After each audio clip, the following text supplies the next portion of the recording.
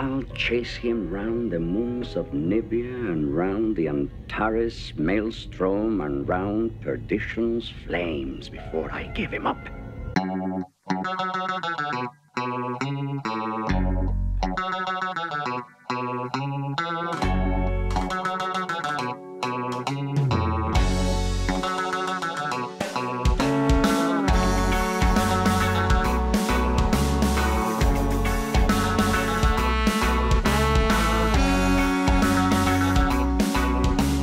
Hello and welcome to episode 7 of the Misanthropod Movie Club.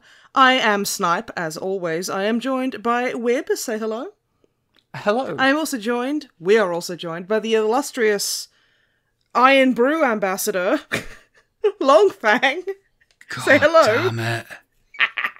Hi, Longfang. Hi. How are you guys doing today? Fine. All is well. All is well. Yes, all is good. Are you doing okay there, Snipe? I am functioning within appropriate parameters, thank you. Good. Okay, so we should do the housekeeping.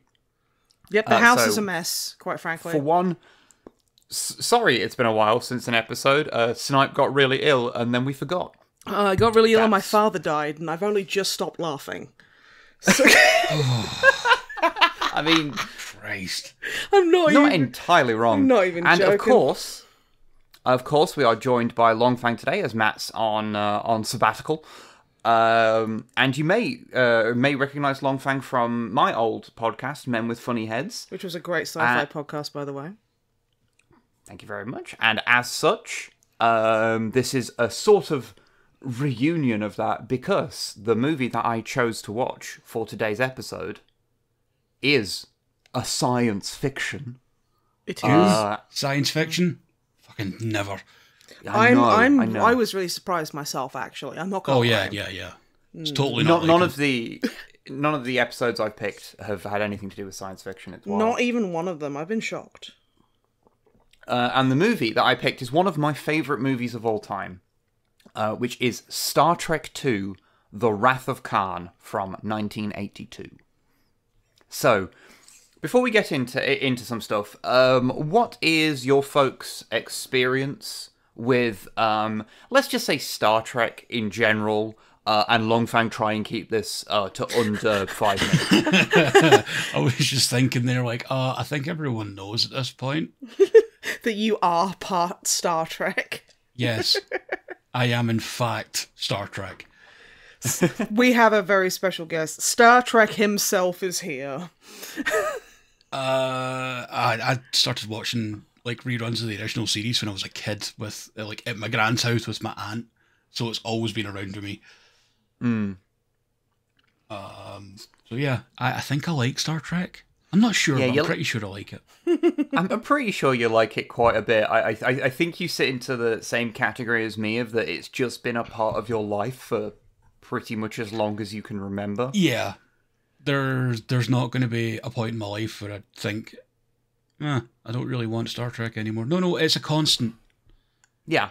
It's just, even when there's bad Star Trek on, you're like, well, I mean, I'm still gonna... I mean, other than, I don't know, Prophet and Lace, I'll kind of watch any episode. Oh, that and Code of Honor. Yeah, no, that's fair. That's fair. I also agree with that. Snipe, what is your experience with Star Trek? Because you are the... You are the person who has not been fully integrated into the cult. No, I have not been assimilated. You are the Star Trek avoider. Yes. No, I don't avoid Star Trek. It was kind of like my father would watch it a lot because he liked sci-fi, and that was one of the few choices he made that actually was pretty okay. My first kind of experience with it, because I didn't see the original series for a very long time. The one I kind of grew up around was what's the one with Jean-Luc Picard? Next Generation. Next Gen and Deep Space Nine are the ones that I remember. That's what I grew up with, to be honest. It was recent that I actually watched the original series, in all honesty. I had a crush on Riker, but I think everyone being does. Everyone has a crush on Riker because, oh my god. Have you seen the way the man sits down? Like, husband powerful stance. Yeah. Charisma personified. Just, and, you know, like, I don't like him without a beard, but he can still rock it, which is weird. Because usually it's like one or the other. We don't talk about that in Insurrection. Yeah. It It is important. It is an important, like, plot point, I feel. So, yeah, I really, and I've not really ever been a Star Trek fan. I don't dislike it. You know, whenever I've watched it, if it's been on, I've enjoyed it. But, like, yeah, I watched the first season of Picard, which I really, really did enjoy. Fair enough. And yeah, that's basically, I'm the fake fan here. You've sort of picked up a lot of Star Trek sort of incidentally because of me. Just I osmosed it from being near you and Longfang, yeah. And you've never seen one of the movies before, have you? No, I haven't. I saw bits of one with the one with Tom Hardy in it, who plays like a younger Picard. Oh, Nemesis. Oh, that's not even a good one. I know. I mean, Tom Hardy's kind of great in it, but Tom Hardy's he's kind of great amazing in it, anyway. but, for the material he got, he did great. But you know, I will say I rewatched Nemesis a little while ago, and I disliked it a lot less than when I first watched it. I think it helps that we're getting older and we're realizing that maybe we're too old to care. We're too old to give a fuck. Yeah, I sort of enjoy it for what it does, interesting, and like I enjoy Tom Hardy's performance, and the parts that are bad about it, sort of just they can sort. I'm sort of more willing to just let wash over me. You know? Yeah, that's fair. Yeah. That's fair. Fully. Okay, so for the benefit of Snipe and for the benefit of any viewers here that do not know, because normally I wouldn't pick a movie that's like the second in a franchise because it's Star Trek 2. I honestly didn't feel lost at any point. So there's a reason for that. Yeah. It's a good movie. So yeah. So the things you need to know going into this is that this is both a sequel to Star Trek the Motion Picture and to an episode of the original series called Space Seed. Question.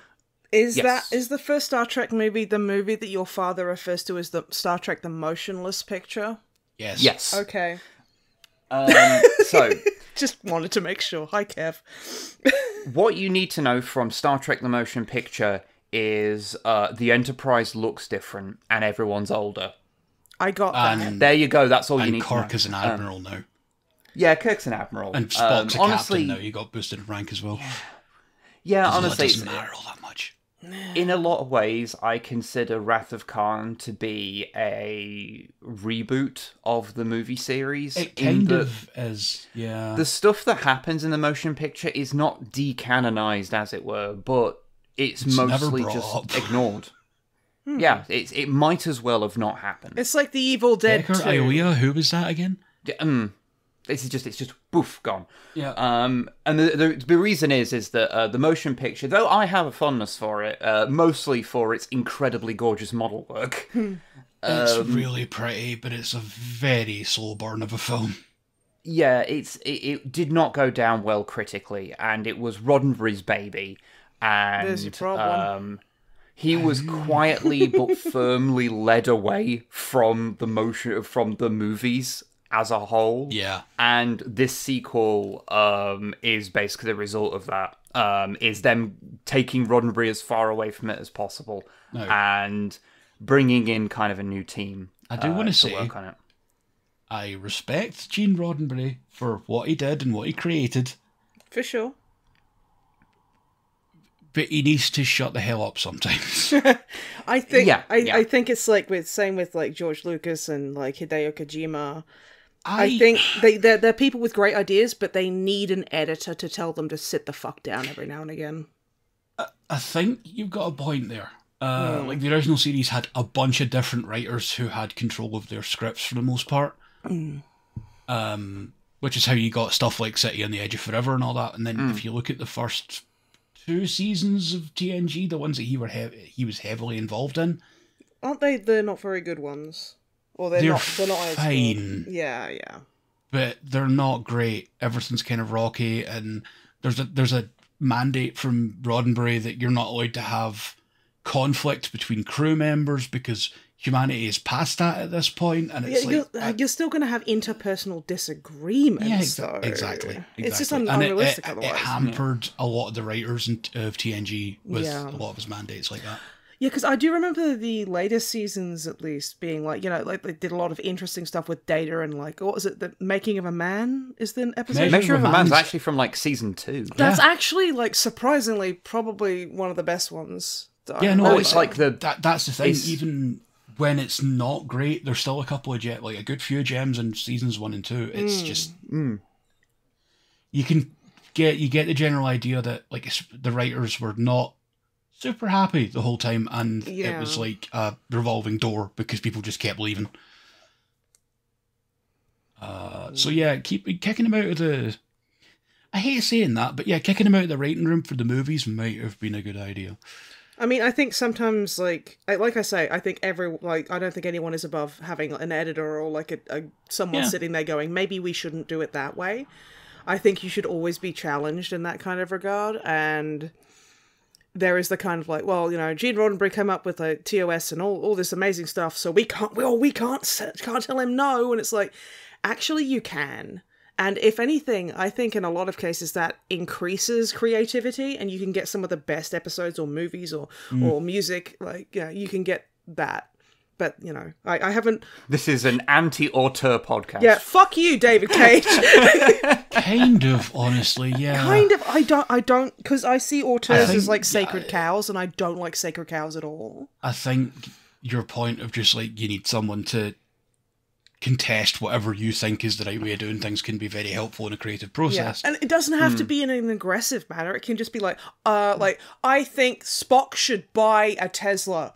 And someone goes, maybe he should buy a Mini. And they go, oh shit, you're right, that'd be way better. And I've got an idea immediately about where that could go. It's you know, it's just discussing it. But yes, I digress. But anyway, we should get into... the other thing, Space Seed is an episode of the original series. I forget which season it's in. I should have probably watched that it's in the first season, if memory serves. I trust you guys' judgment, because you guys are way more Trekkie nerds than me, so... Oh, yeah. That I don't argue. No one's going to argue. Basically, Khan was... he was a genetically engineered super soldier from the 90s. Yeah, there's this thing that happened called the Eugenics Wars. And when it happened is a little bit fuzzy, and indeed they lean into it in an episode of Strange New Worlds that's great. But it's a bit fuzzy when it takes place these days because they kept having to move it back as... you know, they wrote that in the 60s. Yeah, when reality caught up with time. But basically, they get cryogenically frozen, and they're on a ship called the Botany Bay. I was activated when I heard the Botany Bay. Because we used to have to sing a song about that in Australia growing up, because, you know, yay colonialism, so we had to sing about Botany Bay. It straight up is named after that. But the Enterprise finds them, thaws them out, they realise who they are, Khan tries to take over the Enterprise... one of the Enterprise crew falls in love with him. I understand. I get it. Emotionally manipulated to shit. It's actually brutal when you watch it back. Yeah. And Kirk basically puts them down on the planet Ceti Alpha 5, which is like this gorgeous planet, but basically they'll be left alone to not cause any hassle there. And they'll survive just fine because it's a nice place. They got birds, they got rivers. Ceti Alpha 5, I think it was a harsh planet, but it was fine. It was harsh, it was but fine. fair. Yeah, and Kirk was like, okay, so you and your crew are all genetically engineered and eugenics baby fucking super soldiers, so you'll be able to make your own empire here. Fuck off. I mean, it's basically like, what happened. It's like, because from what I remember of DS9, because Julian Bashir is like, he's like... He's an augment, He's like... similar to like Khan and Khan's people in the way that he's basically a designer, super smart baby, and like it's a little. He gets altered later, but he was genetically altered as a child, and genetic alteration of I think about any kind in the Federation is severely frowned upon, if not totally illegal, because of Khan. And the eugenics They're wars. like, we do not want another eugenics wars. That's bad. It's called the eugenics wars. Yeah, the eugenics wars, also known as World War III. Because it's not good. It's a whole thing. So I mean, we've Anyway, got we like should get into the actual 15 minutes movie. of like Yeah, background. preamble. Oh, I mean, I could just go on about the eugenics wars entirely, but let's not. We know. No Don't worry. no one needs to hear about that. I do have the book which tells the story of the eugenics wars, where it's like the reason why we didn't hear about it in 1996 is that Because it was like it was an underground subterfuge sort of thing. It was a war of information. Yes. Yeah, yes. I have not read it yet, but I do have that book. I need to read it at some point. But anyway, we shall get to the movie. Yes. Right. So, Star Trek II: The Wrath of Khan opens with a bunch of opening credits with some lovely James Horner music. I was quite charmed by the old school, like most of the credits first. Yeah. But you don't do that anymore, so it's just quite charming. The Starfield there was done by going to a local planetarium and then just pointing the camera upwards, by the way. It's the simple tricks that are the best. Yeah. I love that it was like, because this one is like, this movie was, I don't think it was half, but it was a hell of a lot less budget-wise than the first movie. I can tell you exactly because I wrote this down. Ah, good. Star Trek: The Motion Picture had a budget of $44 million. This had a budget of 12. Oh, Yeah. Jesus. Okay. Because the motion picture didn't do super well. No. And So Paramount went to Harv Bennett and says, can you make a movie like this for, was it 20 million? And he's like, I could do it for 12 or something like that. Never I read tell a them quote. to give you less money, please. I read a quote where like a producer said, okay, so you can make a sequel. Can you make it for less than 45 fucking million? That was it. Okay. Yeah. Was the profanity That's a part near of- exact quote. Really? Yes. Yes. Love it. But anyway, yeah, so this movie has like a bit of a spoiler for later things, but yeah, this movie was made on a bit of a shoestring budget. Like, Empire Strikes Back, for reference, a sequel that was made 2 years previously, was 30 million. So, yeah, if you want to know where this kind of sits. If it helps, But anyway. throughout the entire movie, I never once sat there and went, oh, that's a bit cheap.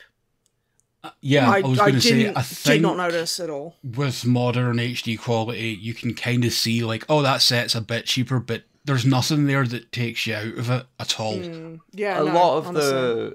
a lot of the things they cheaped out on are things that are kind of subtle and you wouldn't necessarily notice, Exactly. like the fact that they used like 3 sets for nearly everything. I did not notice. The bridge, I'm notice. pretty It's sure what- the bridge of the Reliant, the bridge of the Enterprise are the Yeah. same sets. And Necessity is the mother of invention, or the space rearranging things station- very cleverly. the space station is a redress of a Klingon bridge from the first movie. You know, things like that. Like it's basically stuff that TNG and DS9 and stuff would go hard on, of just constantly redressing stuff. The regular one, the model and the image of it got reused a bunch. Yeah, that's an upside down version of a thing from the motion picture as well. Yeah. Lots of shit like that. Anyway, let's get to the actual Yes. movie. So, we start off and we are on board the Enterprise on a training mission. The crew, the old crew, is all there except for Kirk. Instead, we have Kirstie Alley in the captain's chair as the... I'm going to put Vulcan in quotation marks here. We'll talk Savick. about that later. It makes me laugh because Kirstie Alley was in Look Who's Talking movie series about talking babies and then animals, and when I think it was the Talking Animals one where she has to be a Christmas elf, and a kid in line is like, "Who are you supposed to be, an elf?" She's like, "No, I'm a Vulcan, and I'm going to give you a death grip." And I'm just thinking back to this movie, and I'm like, Kirstie Alley is a huge Star Trek fan, by the way. that's adorable. There is, I don't know if there's any truth to this, but I saw the thing that she apparently said that she would go home and sleep still wearing the ears because she just fucking loves That being a is Vulcan. so cute. I hope she's not an And that anti-vaxxer. Apparently she got, like, one of the ways she got through the audition was she just, because she was a big fan of the original series, because that was all there existed at the time. Well, that and the first movie, I guess. Yeah. And the animated series, but we don't talk about that. But yeah, she just did a Spock impersonation, because, yeah. I do want to point out, rest in peace, she did pass away in 2022. Oh, did she? I didn't Yeah, realize. she did. Really? Holy Yeah. shit. But yeah, so you will notice everyone's wearing the new Monster Maroon One of the best uniforms. uniforms. I'm gonna be honest and say that I'm not a massive fan. I like the jackets though. The jackets are pretty cool. I do like the jackets. The trousers and boot combo is very 70s. Oh, the flares? Fuck off. This is They're awful. fun fact. This is a thing that me and Webb here used to debate about, because it used the old tale about it was, these were the Monster Maroons were uniforms that were designed for Star Trek Phase 2, which is why they looked so 70s. No, they weren't. No. They were designed for this movie to give a more like militaristic Navy look to Starfleet. And the red would pop nicely against the sort of greys and blues of the background And it is a sets they were on. welcome change from the motion picture. I think it works well, but yeah, it has. I think the jackets work, but I think everything below the waist is aged quite poorly. I would say that's fair. Yeah. But anyway, so they're on like a training mission. Well, you don't know that. And they yet. get a no. No, they say say it straight away. Yeah. Oh, fuck. Yeah. Well, I mean, I was completely taken out of it because I wrote woman captain, gone woke. God damn it. And then I heard her talking about the Kobayashi Maru, and I've had, obviously, like, if you know much about Star Trek or you have someone in your life that likes it, you know what the Kobayashi Maru is. So I was like, it's fine. Okay. Yeah, whatever. Right. Yeah. Okay. So. And then I said, anyway. when everything starts going wrong, I wrote, GG feminism. Because that's what happens when you have women, when it gets they've made Star Trek political. I can't believe they got away with this. They went back in time and ruined Go woke, rejuvenate the series. Yeah, what the hell? It's terrible. is Oh, what I the hate saying that. goes. Yep. Mhm. Anyway, so they get a distress signal from the ship, the Kobayashi Maru, in the neutral zone. Not the Romulan one. Which is not the neutral zone, proper noun, is just a neutral zone. Don't worry about it. They move to Kirstie Alley is like, okay, we'll go to intercept, but they lose contact with the ship and are attacked by 3 Klingon ships. Those ships start firing and everyone on the bridge starts dying very dramatically. This includes, the original series cast. Yep. Saavik is the only one left alive. Saavik is Kirstie Alley, in case you were wondering. And then doors at the back open and Kirk steps out and the simulation ends. In the most badass fucking entrance, I think. It's a really good entrance, isn't it? It's like he's like on a game show. Like the lights are behind him, but he's cloaked in shadow, and you know that's Bill. You know that's Billy Schatz. And then he steps forward, and you're like, oh my god, it's Captain Kirk. That's so cool. My favourite part is because, obviously everyone was just acting, is as he's walking along, he turns to Bones, McCoy on the floor, and is He's lying like a physician, slut. I'm very, very approving, actually. It's like, physician, heal thyself, and he's like, I think my description was McCoy is laying on the ground looking fruity and asking for compliments on his performance. Yeah. He straight up says, what do you think of my performance? Yeah, he's like, what is he? He's like, I'm an admiral, not a drama critic or something. Yeah, I'm not a drama critic. Yeah, I thought that was pretty fun. I love how they amp up the surliness of McCoy's character throughout the movies. I have some notes on Bones in this, actually. I have some. He's going to be cancelled by the end of this podcast, everybody. Oh yeah, we'll get to that. We will get to cancelling Bones. Don't worry. Yeah. I think this movie, compared to the previous one, is where I think they really nail Spock, Kirk, and Bones. Yes. And their relationship. Yeah. Because that's they sort of always were the main trio, but in the original series, there's some elements of their characters that aren't fully nailed in, especially Bones. And this is sort of a lot of the time he's just the grumpy one. Yeah, he's sort of... It's the Kirk and Spock show, and McCoy is also there. Mm-hmm. And the rest of the cast are sometimes barely characters.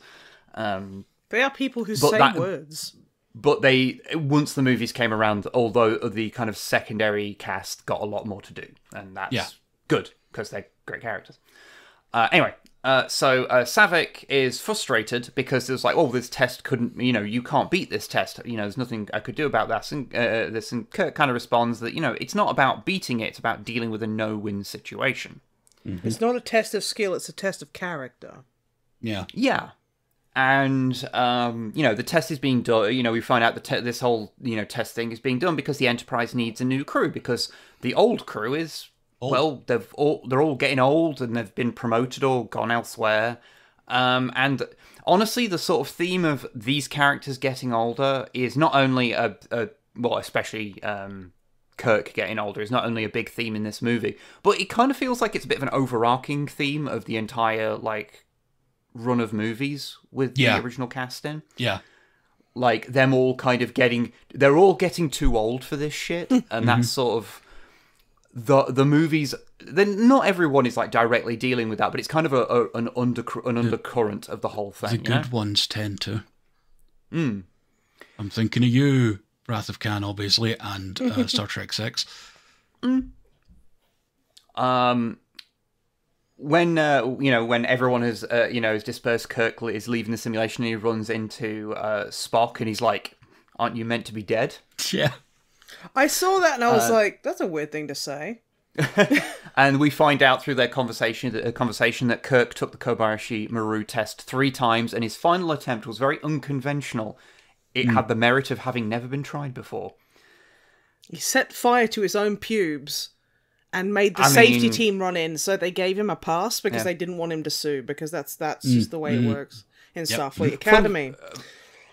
Fun fact: there's the guy using the space vacuum, and they had to do several takes of this because William Shatner refused to not look at the guy. Why? Why was he being a dick? I mean, he's William Shatner. I want to tell you, I read a lot of trivia about this movie that is the director getting incredibly frustrated with William Shatner because he wouldn't do what he needed to do, because he was either doing stupid shit, making bad decisions, or overacting, and they had to try and rein him in constantly. My understanding is this movie, William Shatner's performance is good in spite of William Shatner. However, it's weird. I don't have a problem with them looking at the guy that was doing the cleaning. That's a really weird hang-up for a take. Oh, it is, but it's probably just a symptom of something else. It's fine, that was but the 40th thing he'd refused to do that day. It's a fine. This is one individual thing. It's a fine. It's whatever. But the fact he was can you not do that? Just walk past him. But William Shatner just couldn't not do that. Yeah, real Jim Caviezel energy right there. Jim Caviezel is worse than William Shatner. Jim Caviezel is that's a demon, a different level. derogatory. Yeah, but just the kind of just acting weird at work is what I'm kind of referring to. I mean, acting weird at work is a big William Shatner thing, honestly. But I digress. Anyway, so we find out that it's Kirk's birthday. Kirk's birthday, and Spock has given him an antique copy of The Tale of Two Cities as a birthday present. I have a thing about this. He is carrying that fucking book around for most of the movie. He wants everyone to know he's reading it. And I'm like, you are such a college student with a fucking copy of The Birth of Tragedy on your fucking coffee table, and I'm not really here for it. Spock must have gave him it just before they did the test. And that's why he's holding on to it through these scenes. I know. I'm just I just want to pick it. He has it on the Enterprise because it's in his quarters. Yeah. I mean, who has books around their person? That's so lame. Yeah, I know, it's terrible. It's like having a bunch of action figures around you all the time. Okay, listen here, motherfucker. I have an upsetting amount of action figures on my desk right now. Okay, I'm just going to say we are 30 minutes through the episode and 5 minutes. Oh, I'm sorry. Are the Star Trek nerds talking too much? I am saying this to everybody present. Yeah, bullshit. Anyway, fucking Kirk's got some dope-ass quarters, but he's got a stupid, old flintlock display that pisses me off. Okay, yeah. So Spock goes to go and inspect the actual Enterprise for Kirk's inspection later. And Kirk goes home, which he does say, I'm going home, and there's a certain bitterness about the way he says it. resentment, like to yeah, a sort of not like in a he's resentful at Spock. He's per just se, but resentful just- that he doesn't have anything else to do, and like because Admiralty obviously comes with a lot less hands-on shit, and you can Yeah. tell it does not sit well with him. Yeah.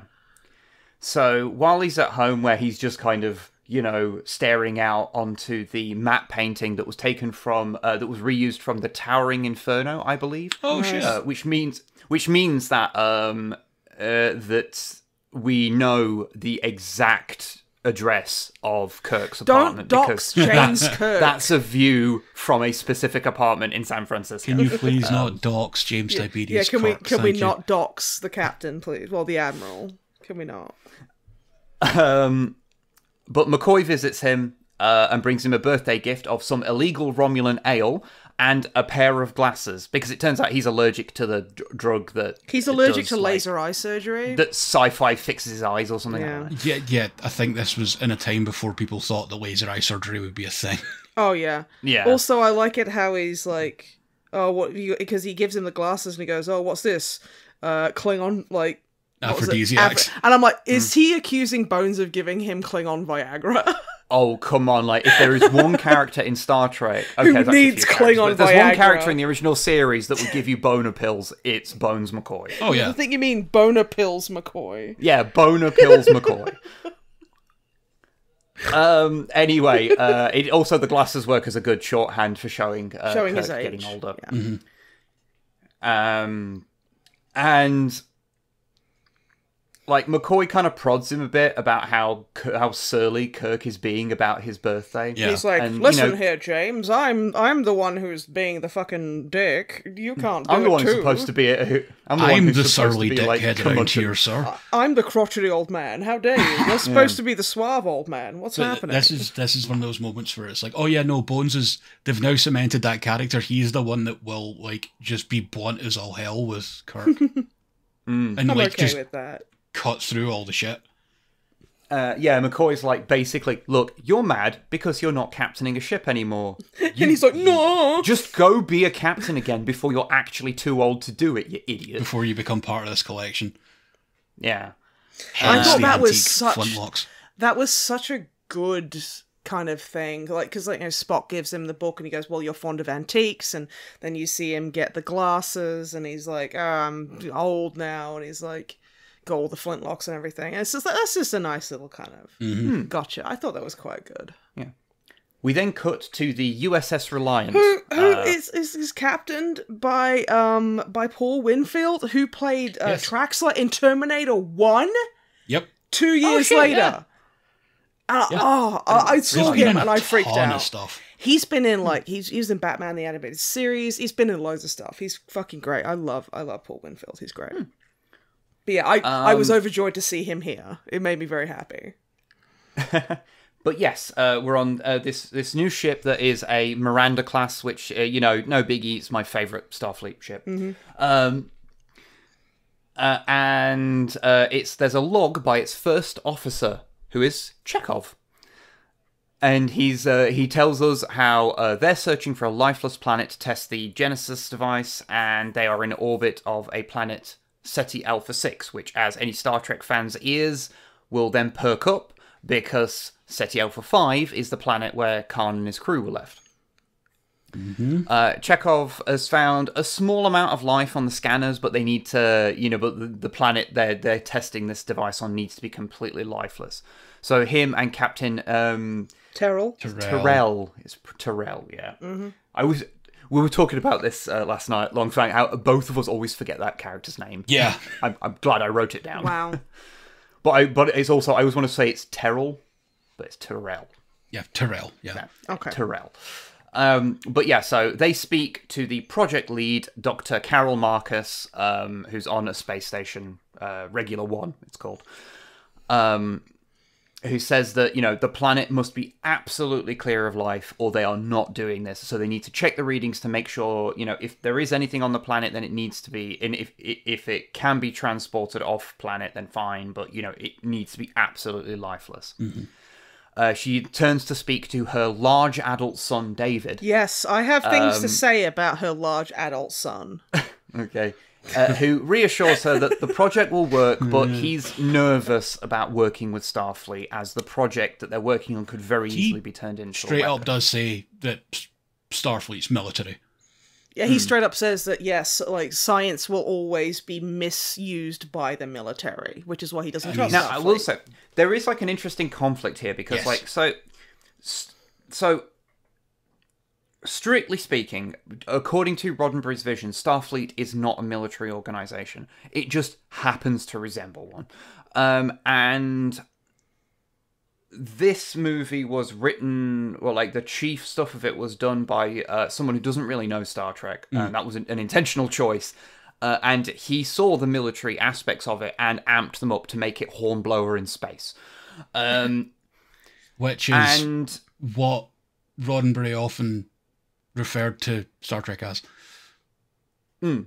And it's like, he amped up the military things, and I think this is one element where that works really well, because I think a conflict, a tension in Star Trek as a franchise is that there is the insistence that Starfleet is not military, but it does lots of military things. Yeah. And I think having the character who most holds that is an outsider who looks at Starfleet and isn't basically someone who's drank the Looking at Kool-Aid, from an as it outside were. Yeah. perspective.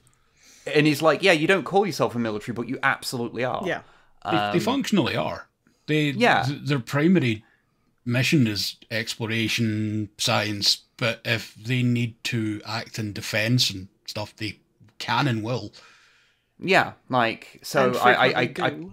Yeah. So, yeah. so I kind of like that. It's sort of it's sort of acknowledgement of that tension that's been present the whole time. I kind of like that. Yeah. But I just think it's kind of like... Because here are my notes, where it's like, they're walking out and David's voicing his concerns to his mum, and she's like... She randomly like mentions Kirk. She's like, Kirk is that guy I used to know. And I'm like, it's, David says, remember that overgrown Boy Scout you used to run around Oh with? yeah, and she's like, don't call Kirk a Boy Scout. And then she like pats him on his tummy, and I'm like, that's his son. Instantly, I was like, that's Kirk's kid. Jim Kirk is many things, but he was never a Boy Scout, I think is what she says. Yeah. Which I suspect is her way of subtly telling her son that Kirk goes all night long. I think that's gross. Yeah, I'm going to agree with Mike on that one. And that's coming from me. Now, a couple of things I I do want to say. remember Kirk James was no Boy Kirk. Scout, he eats ass. Kirk wasn't a Boy Scout. I remember when he laid stomach down on the sunroof and I pretended to be a thirsty hamster. Yeah, no, Kirk's into some shit. Yeah, he's into some freaky shit. That's Now The reason why he's so large is because he made her double pregnant. Oh my gosh. let's not, no. He got her so pregnant, No, nobody Mike, could doubt who the no. father was. I mean, the audience didn't doubt it. I immediately was like, okay, there's a mysterious child, adult man, young man here. Yeah. Adult, whatever. Honestly, And they I feel bring like up the Kirk, term. and I'm like, okay, that's his kid. I feel like the term "large adult son" was created Yeah. retroactively wanna- for the character of David. He is large. I want to say a couple of things about that actor, Merritt Buttrick. What a great name. Sadly passed away from AIDS. Back in the No! day. He was Did not know bisexual. that. Oh, that's Okay. horrible. He also was in TNG as a completely different character. That is so Star Trek, it hurts. I love that. Yeah. That's beautiful. Alright, rip to a real name. Holy shit, that's horrible. I like David as a character, but I feel like direction-wise, he's playing like the actor is playing younger than he is. I think he is, yeah. Yeah. I mean, I love his energy, and I wish he'd maybe been more anti-dad, because for no reason whatsoever. I just think that's a cool character trait to amplify. I think it doesn't help as well that he's so friggin' tall. He is big, Being large. the youngest character, but towering over every other person on He's set. like, Yeah. Mommy, who's that man? Well, he doesn't talk like that. But he like you say, yeah, it's like I was wondering what was off about it, and yeah, Longfang, you hit it on the head. He is he is like skewed younger than he visibly is, which is a little bit. I don't know, because he was in a teen sitcom around the same time. I did some reading last night because I was wanting to know about him.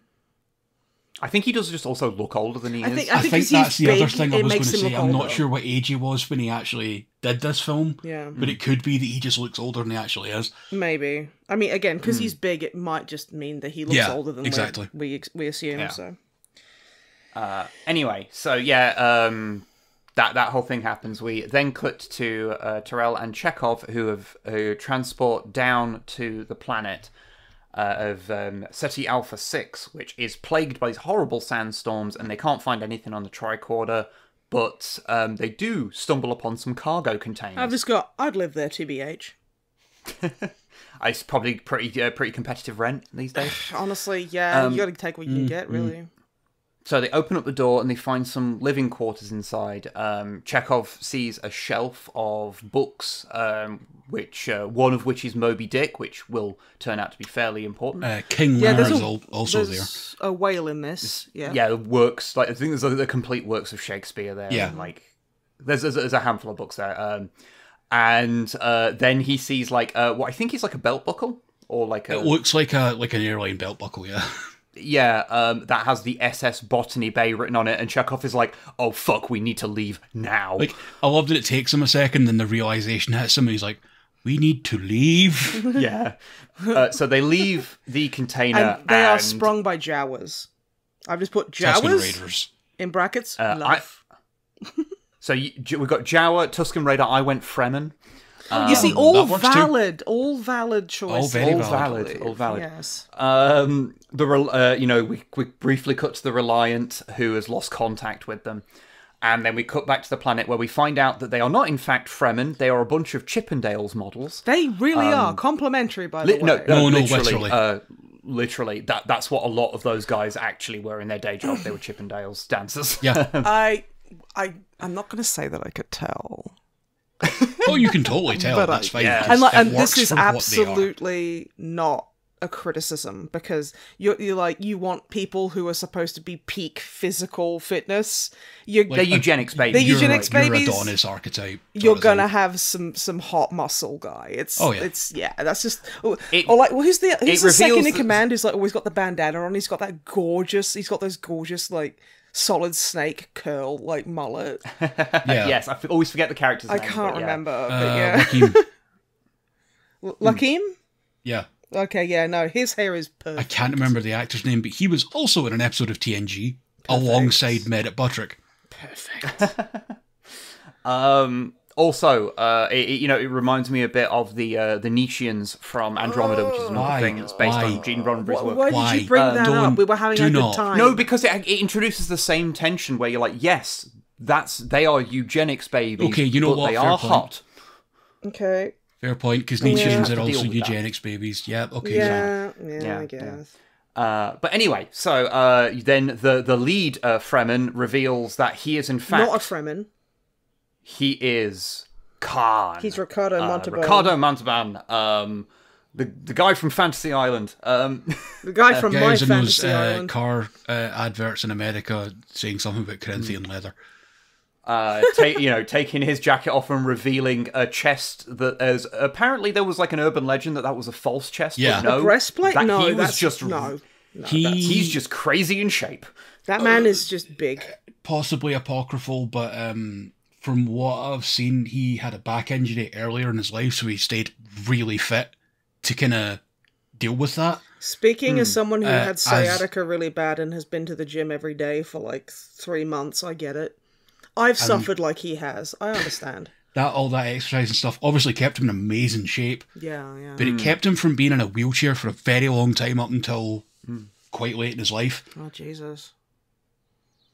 Could we do a newer movie next time so it's not as miserable? That'd be really cool. Anyway, so Khan, he goes over to Tyrell and is like, I don't know you, but he walks over to Chekhov and he's like, I know you, I never forget a face, which is a continuity error because Chekhov was not in the original series at the time that Space Seed was made, but there is a novel I don't care about There the is a novels novel- because they're beta canon, but you know what's a very know. easy way of just... Yes. He was on the crew, he just wasn't bridge staff at the time. Job done. He was on the night shift, is, I believe. Simple as that. Yeah, and that's the explanation, is that he was on board, he just wasn't part of the main He was cast. skiving off. Yeah.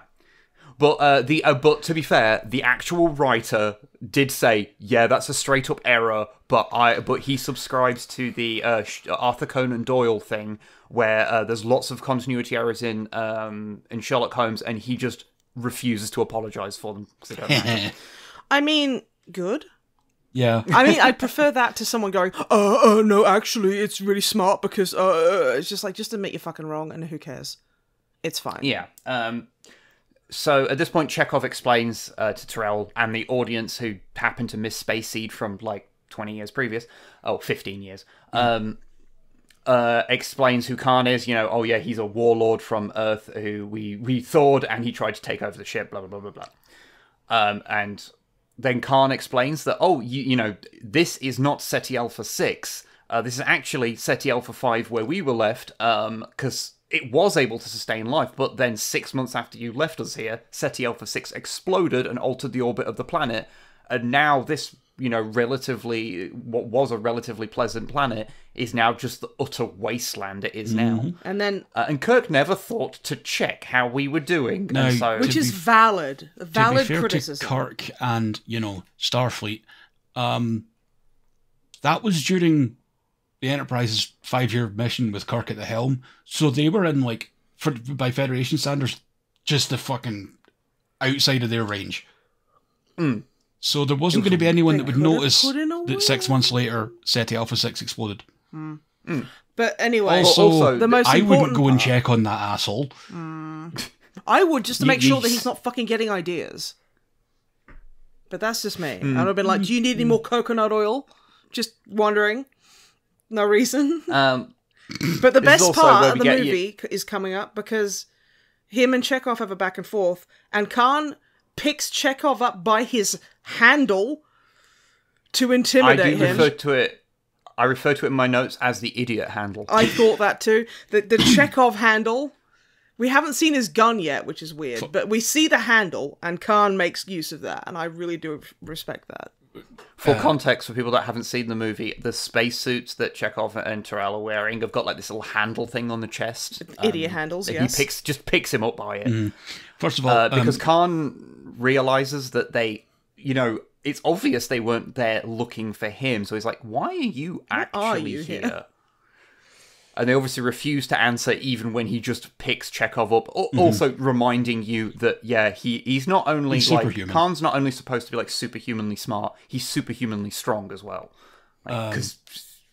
Yeah, couple of things. First of all, great reuse of the spacesuits from the motion picture.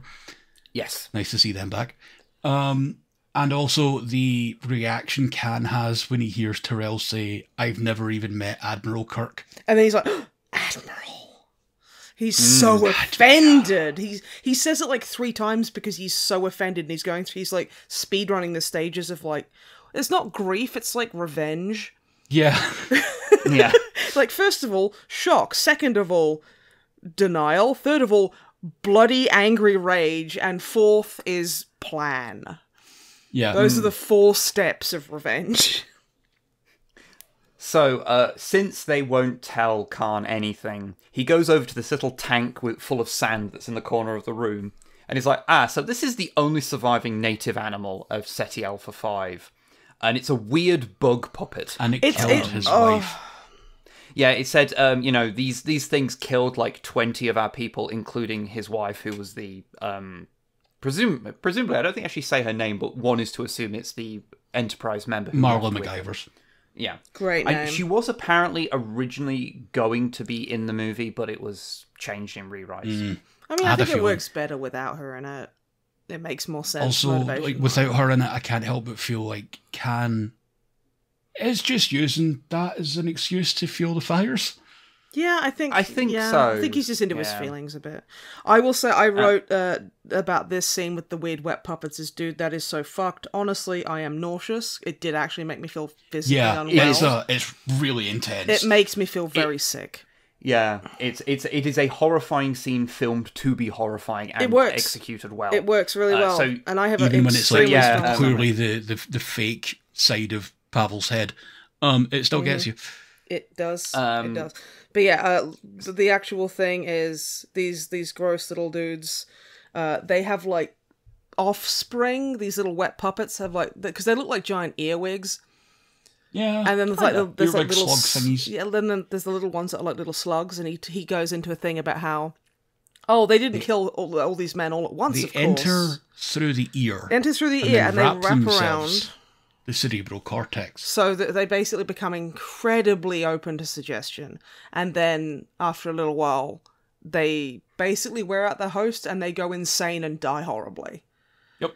And so you're like, it's not great. Oh, that's pretty terrible. And Khan's just like, lol, guess what though? And then forces them into like Terrell's ear and Chekhov's ear as well. He puts they're called SETI eels, if you're wondering, because I'm that guy. He puts them in the helmet and then puts them on them, and then forces the helmets back on. Yeah. It's like, if he'd have just put it in his ear, that's one thing. But the fact that that this little bit shows you how much he relishes others' fear. He loves it. He is so cruel, and you're like, that makes my fucking skin crawl. Well done. He's fucking well into it. By the way, if you were interested, those slugs were made out of rubber, and they were literally covered in like raspberry jam to make them slimy. Good. It is literally jam. Good. Excellent. That's excellent. The effects that while they're doing it, that whilst that obviously, so you can quite visibly see that like some of them are a giant model of Pavel Of an Chekhov's ear, ear. yeah. Even though that it is quite obvious how they've done it, it's still It's still gross. Really, it's the screaming it's very effective. that makes it. The screaming is screaming. really good. Like and Ricardo Montalban is just so good at being evil Yeah. and cruel. Like he is giving. I read somewhere that he so wanted to play Khan again that he was willing to reduce his rate to be in the movie. Oh, I mean, treasure of a the man. thing is, like, kind of a spoiler thing as for as we go on, but like he and Kirk are never actually in the same room together, and the reason is that Ricardo Montalban was filming Fantasy Island at the time. So the schedules just wouldn't line up. Yeah, he was filming that, and he basically had to do his things for this movie sort of in between. Yeah, working on this show. So like he wanted to do it, you know. Yeah, if ever you see pictures of him in Fantasy Island where he's wearing a suit and everything, just keep in mind how jacked he is under that. Yeah, don't underneath worry, I am. he is gigantic. I am incredibly impressed with that man. Shock horror. But yeah, so these guys, Chekhov and Terrell have now got the worms in their ears, and They have brain worms. They are running for yes. Congress. They've got brain worms. They've been RFK'd, RFK Junior. Oh God, yeah. And Khan asks them again, why are you here, and where can I find James Kirk? We cut to Kirk, who is on a little shuttle heading towards the Enterprise for inspection. My notes say, that fucking book! Yeah, he's reading the book again. Yeah. He's taking it to his quarters on the Enterprise. He's like doing it where he's got the thing, like he's got the fucking title facing outwards, and he's like, yeah, Tale of Two Cities, Charles Dickens. Yeah, Madame Defarge, am I right? Ho, you've never read it, probably. Look. You know when you get a present for your birthday and you love it so much, you don't want to put it down. You're kind of carrying it with you everywhere because you just love it so much. Okay, like, We've all been you there. say that, and I'm literally holding the little Red Hood figure you got me. Yeah, Exactly. Exactly. But he's not the Tale of Two Cities by Charles Dickens. I'm not going to be like, yeah, Red Hood. You have to have a Your very Red high- Hood is Kirk's Tale of Two Cities. Don't ever say it's that just a about thing. Red Hood, please. That's fucking weird. Anyway. So, the Enterprise is currently in space dock, Kirk is reading his book with his new glasses. Uhura, McCoy, and Sulu are also with him. And they're just happy to get back on the Enterprise. Yeah, everyone's kind of a bit jazzed about it. We get some glamour shots of the Enterprise model. Which It's not quite TMP, very but much I'll take appreciated. I thought it was looks great. reused footage from TMP. just color graded differently, but I might be wrong. I think it is different because the Enterprise was heavily reworked for this movie because the original, because it is the same model as was in the motion picture, but they repainted it and added more greeblies to it. They repainted it mostly because in the motion picture, it was painted with a bunch of glazes of different colors so that it would create an Aztecing effect where like light shined off it in really interesting ways, but it meant it was an absolute pain in the arse to light and everyone working on it hated it. Because it was horrible to work with, and they repainted it to be a bit more drab in this movie. It works because, although it still has Aztecing you can see in some shots, so I'm fine with it. But I think it's done more like conventionally rather than this like glazing effect. The original kind of like Aztecing thing feels like it was painted by someone who didn't understand what went into scene lighting. Yes, and it was going to be like green screen. Yeah, this feels more of a blue screen. This feels more like a compromise between those two. Like they actually had a conversation. Yeah, and so still, I love this model. I love the refit Enterprise. It's great. On board, we see that Spock is there as captain, and Scotty's still in the engine room. I just say, I wrote down, I love Scotty's face. He looks so sweet. He's such gentle grandpa energy. I love that man. He is precious to me. I love how James Doohan aged into the role. He did. Like Scotty in the original series, but when you get to this point, he's perfect. He looks like Scotty. He's perfect. To me. Yeah, he definitely grew into that role. The mustache is everything. And I have some things to talk about with Scotty in this film. Now or later? Well, when Kirk's doing the roll call and like all the trainees are lined up, and there's one called Preston. Mm-hmm. We'll get to that. Yeah, I know what you're going to say. Yes. Okay. I don't. You'll figure it out. It makes sense. It'll all come together. Yeah. So once a little bit of inspection, because there's a bunch of crew there, and afterwards Saavik and Spock speak in Vulcan. Can I just say? And she remarks how Kirk isn't what she expected, because he's so human, and Spock's like, nah, no one's perfect. I honestly love that little moment between Saavik and Spock, because it's like, it just shows like how, while he is obviously, very logical, Vulcan-y, he's still a very good and thoughtful teacher, and she obviously values him a lot. Like, just that little bit of like, I don't know what, that little bit of them talking just meant a lot to me. I think at this point in the movies and from the show they've cemented, like at this point, Spock is very in touch with his human side as much as his Vulcan side, and it does come out quite often. Yeah. And that's one of them. I don't know. As an interesting touch, I thought it was great. I'll bring this up now, but in originally, Saavik is supposed to be a half Vulcan, half Romulan, and that's why throughout the movie you'll see her, having a little bit more emotion than you would expect. Or like from a putting Vulcan. her hair down, which is commented on frequently, and I'm like, what is that I never supposed to understood. represent? We'll get there. We'll get there. Anyway, I do want to point out that the Vulcan language there is completely ADR'd. I did notice it was Yes. ADR'd, and it kind of bugged me a little bit, but it was still not because as bad as it could could be. be. Originally in English. Mm-hmm. Yes, and they just came up with something that would fit their lip movements. Honestly, well. I think if it had been in English, I think it would have lost a lot. Yeah, I think in Vulcan, I think it really elevates it, and there is that kind of, they are talking in a language a lot of the crew probably don't understand, but they aren't being dicks. They are just kind of like, it feels... Well, they're on their own. So. They're on their own, and it's like, there's that solidarity there, and it's just kind of nice. I don't know. I wish I had the vocabulary to understand why that kind of just settles very well with me. I also like, because if we do accept the cut content, as it were, of the she's supposed to be half Romulan.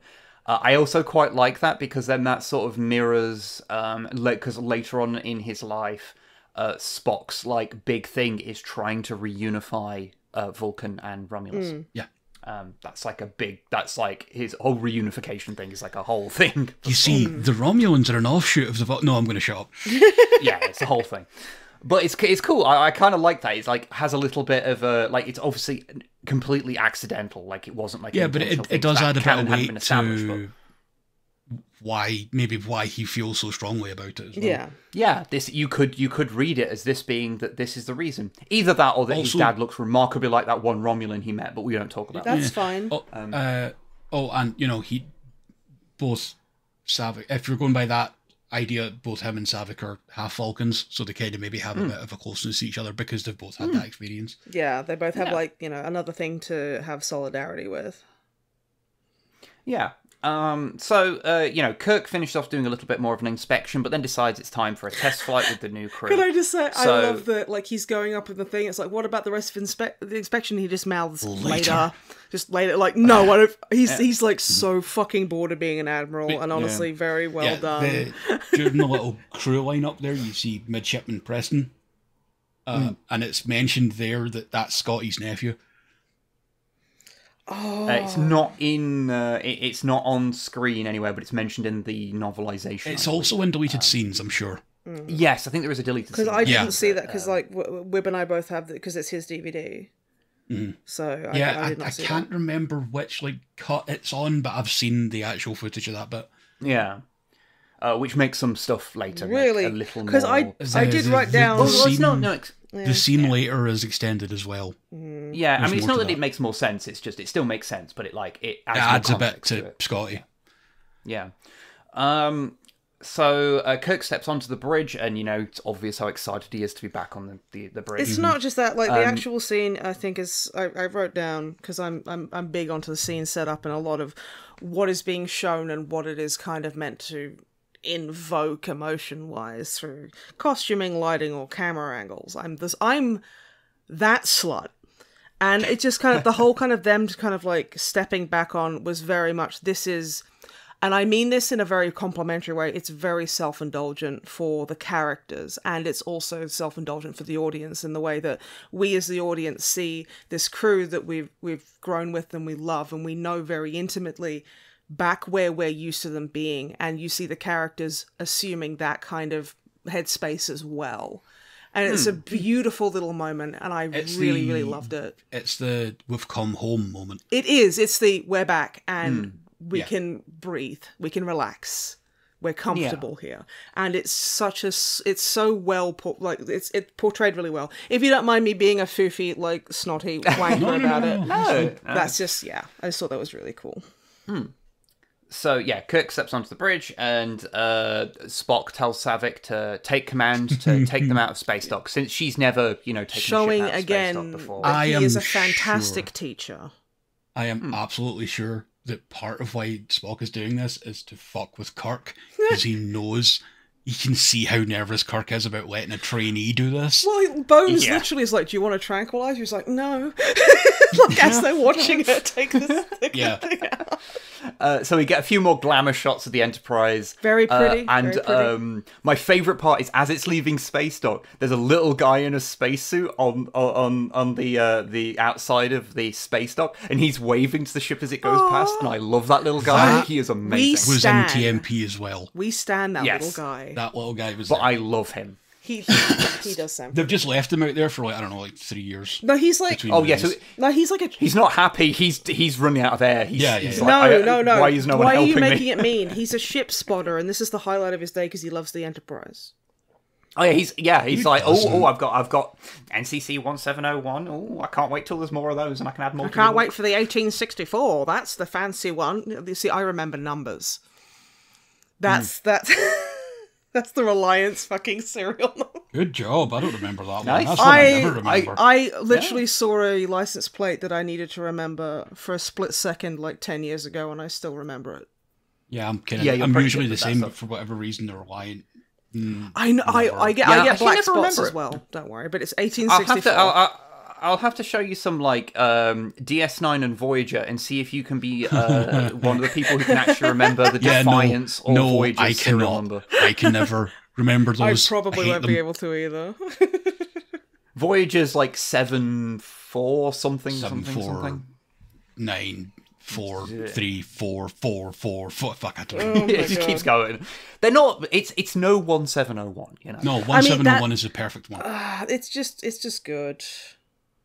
Or it could be easy, like the Excelsior, and it's just NX2000. Yeah, is it NCC 74656? That sounds right. Yep. It's because I've googled it, Yeah, so that's the one. I know that's not me just going, aha. I know. It's like, no, I have googled it. I don't. Whatever. That's fine. Yeah, no, it is one of the ones that people don't tend to remember in the same way. It's yeah. Anyway, so they go for a bit of a joyride, basically. It's cool. I like it. It's a good feeling. Everything's light and lovely until we cut back to the space station regular one, where Carol and David are, working on their stuff, and then they're called by the Reliant, and a slightly off Chekhov calls them. Car salesman Chekhov. Yeah, who's like, hello there. we're on our Can way. I interest you in new ship and car? Only 47 million miles on clock. Good deal for you and your family. Smile. I mean, Good vessel. Yeah, smile. Oh wait, no, that was direction for me. yeah. No. Anyway, he calls them. He's obviously a bit off, and he's like, "Oh, we're going to be there in 3 days to take to take all of the stuff for Project Genesis with us under new orders." Carol and David protest, but Chekhov is like, "It's Kirk's orders. All the job's worth, My favorite part about this is a very, very fun callback script-wise too. When Khan is interrogating Terrell and Chekhov before he puts the worms in their brain, he's like, so Kirk left me, and he goes, he had his orders. That's what Chekhov says to Khan. Now, when Chekhov is being the car salesman to Carol and David, being like, yeah, we're going to come and pick everything up, and we know it was supposed to be 3 months, but it's 3 days now, and you better be ready. I have my orders. And I thought that was why I wanted you to do this. Yeah, nice. I think because you're noticing these things that I've never really Chekhov noticed. said he was Captain Kirk was only or Admiral Kirk was only doing his duty. Yeah, it was the exact word. It's the exact, and you're like, you can hear Khan's words through Chekhov, and I think that is such a beautiful, sneaky little thing, because Chekhov just smiled, and the fact that he only smiles out of the left-hand side of his mouth. Yeah, no, he doesn't smile he properly. He looks like a malfunctioning robot. He looks like someone's operating him with pulleys. Yes, it's really, really well done. Honestly, like the guy who played Chekhov did great. Walter Koenig, also legend. Yeah, also, it is not important, but in the background, there is one scientist who is ripped as fuck, and he's got his arms out, like his jumpsuit has got no sleeves. Don't worry, I noticed him. Yeah, there's He is so ripped, it's ridiculous. Yeah, you can love science and lift shit. If you're on Space Lab Regular 1, I don't think there's much to do, so he probably does his work during the day and then just gets jacked. There's 4 things you can do on Regular 1, which is get mad about your absent father, do science that you didn't know about. That's why you're so fucking mad. You're like mad, you don't even know why. Do sit-ups or fuck. And let's be honest, that guy does sit-ups and science. He's doing 3 of the 4. He is the Dolph Lundgren of the future. And we cherish him. Anyway, yeah, I never noticed him before. Maybe it's because the last time I watched the movie, I hadn't come to terms with the fact that I was bisexual. Maybe that explains. Maybe it's because every time I come home from the gym now, I'm like flexing at you, going, "Do I look different?" And you're like, "Just fucking go shower. I hate you." No, he straight up does look. He is bigger than most of them there, and it's like, shouldn't you be with Khan? Someone had to make Adam look smaller. Yeah. He was too big. They needed another guy in there just to make him look smaller by comparison. To make David look smaller. Yeah, to make David look smaller. Yeah. Anyway, back on the Reliant, Chekhov tells Khan, who, for the cheap seats, is very obviously now in control of him. Yeah. Like, it's showing that. And he's like, all that's going to happen is that they're going to call Kirk to check that that's his order. And Khan just smiles and nods. He's like, yeah. Yep.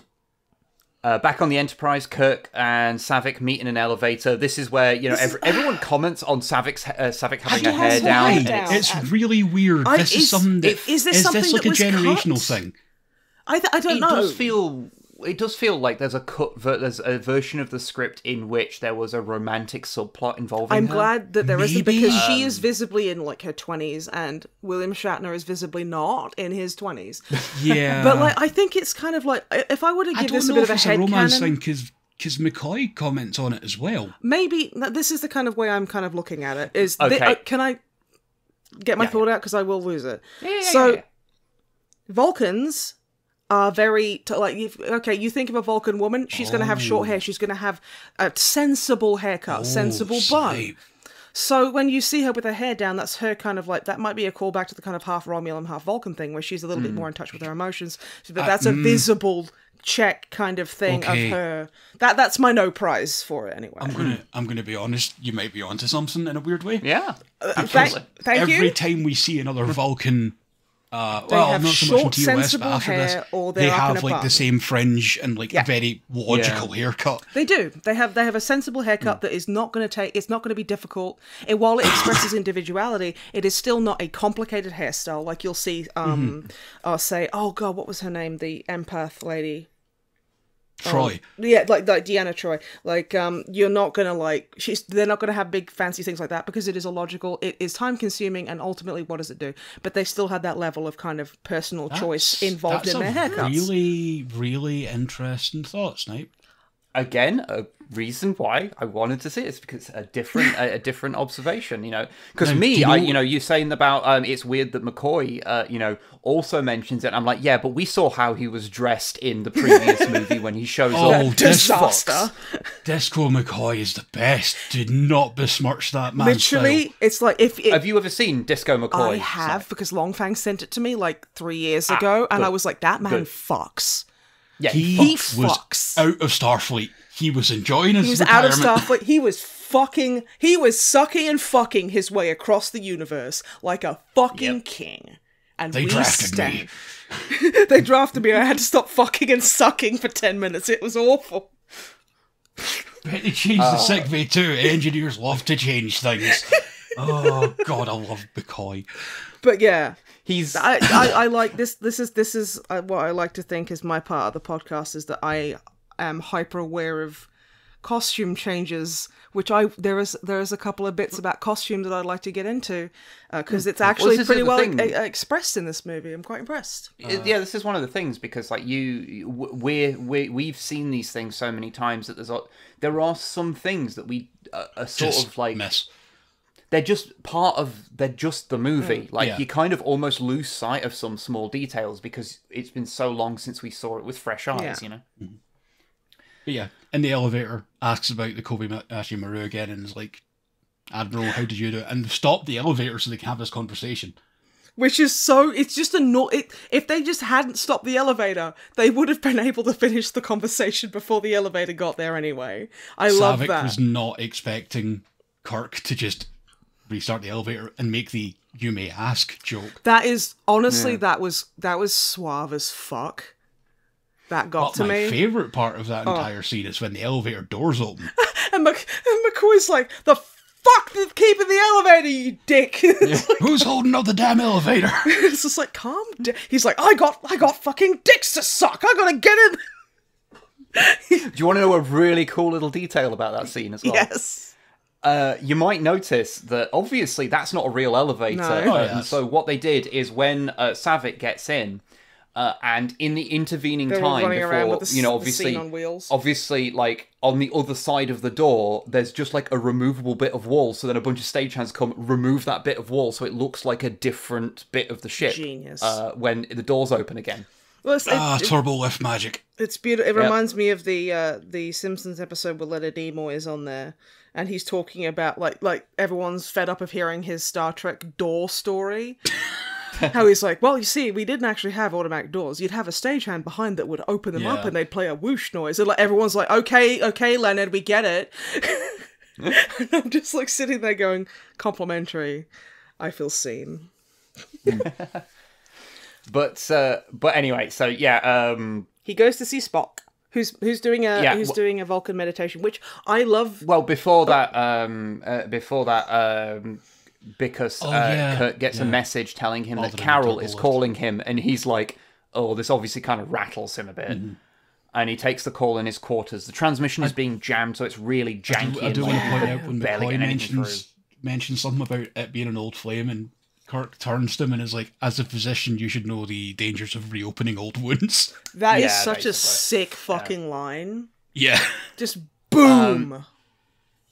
But yeah, while he's speaking to Carol, albeit briefly, she's like mad at him because she's like, "Did you give this order to take the Genesis materials?" And he's like, "Oh, what Genesis the fuck? What's happening? What order? Take What's what? happening?"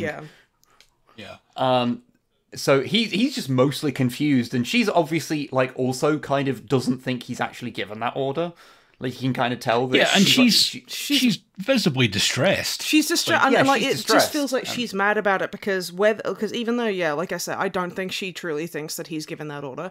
She is still mad that he hasn't like belayed it or intercepted it or noticed it in any way. So it's fully understandable. Yeah. And they lose the signal, and he's and Kirk is like, "Okay, I need to go speak to Starfleet Command." Back on the we go back to Regular One for a second, where the Genesis scientists are all kind of arguing over what to do, and David once again reiterates how much he does not trust Starfleet. I really liked how natural this argument felt. Like, all of them are kind of standing around arguing and just complaining, and I'm like, this feels real. This feels very realistic. It's like, you get shitty orders, that's how you'd complain. Carol's like, I will not subscribe to your... what was it? To your your interpretation. Your interpretation of these events or something like that. And it's just like, God damn. It was the most scientific fuck you. Yeah. It was it's like science talk. How do you say your theory is bullshit and I'm gonna kick you in the nuts? It's clearly like she has a lot more faith in Starfleet and in Jim Kirk. I'd say more in Jim Kirk than Starfleet, but yeah. Probably nothing though. So back on the Enterprise, Kirk now goes to see Spock, who's like meditating in his room. Again, love this shot. You see Spock there meditating. Talk to me about this set, Snoop. Okay, this fucking set. We have an infinity mirror up and behind on the wall where Spock is meditating. So the camera is set up in a way where you see Spock meditating and you see Kirk come in and have a conversation, so you can see both of them at the same time. And like, even though they're like, and there is a great sense, especially with the dim lighting and the kind of more intimate setting, especially because he's walked down on him while he's meditating, and it is not an offense. So you see how close they are and kind of how comfortable they are in each other's space, and like how trusting that is. And I love that kind of conversation, and just like, obviously, they're really good friends, and just everything in that scene, even if they didn't say anything, tells you that. It's a beautiful scene. It's lovely. It's very, very lovely. Which, what dear Webb will regale us with now. So yeah, he goes to tell Spock that they've been ordered to check out Regular One, since they're the only ship in the quadrant, the classic thing. It might be nothing, but are the trainee crew ready for an actual mission?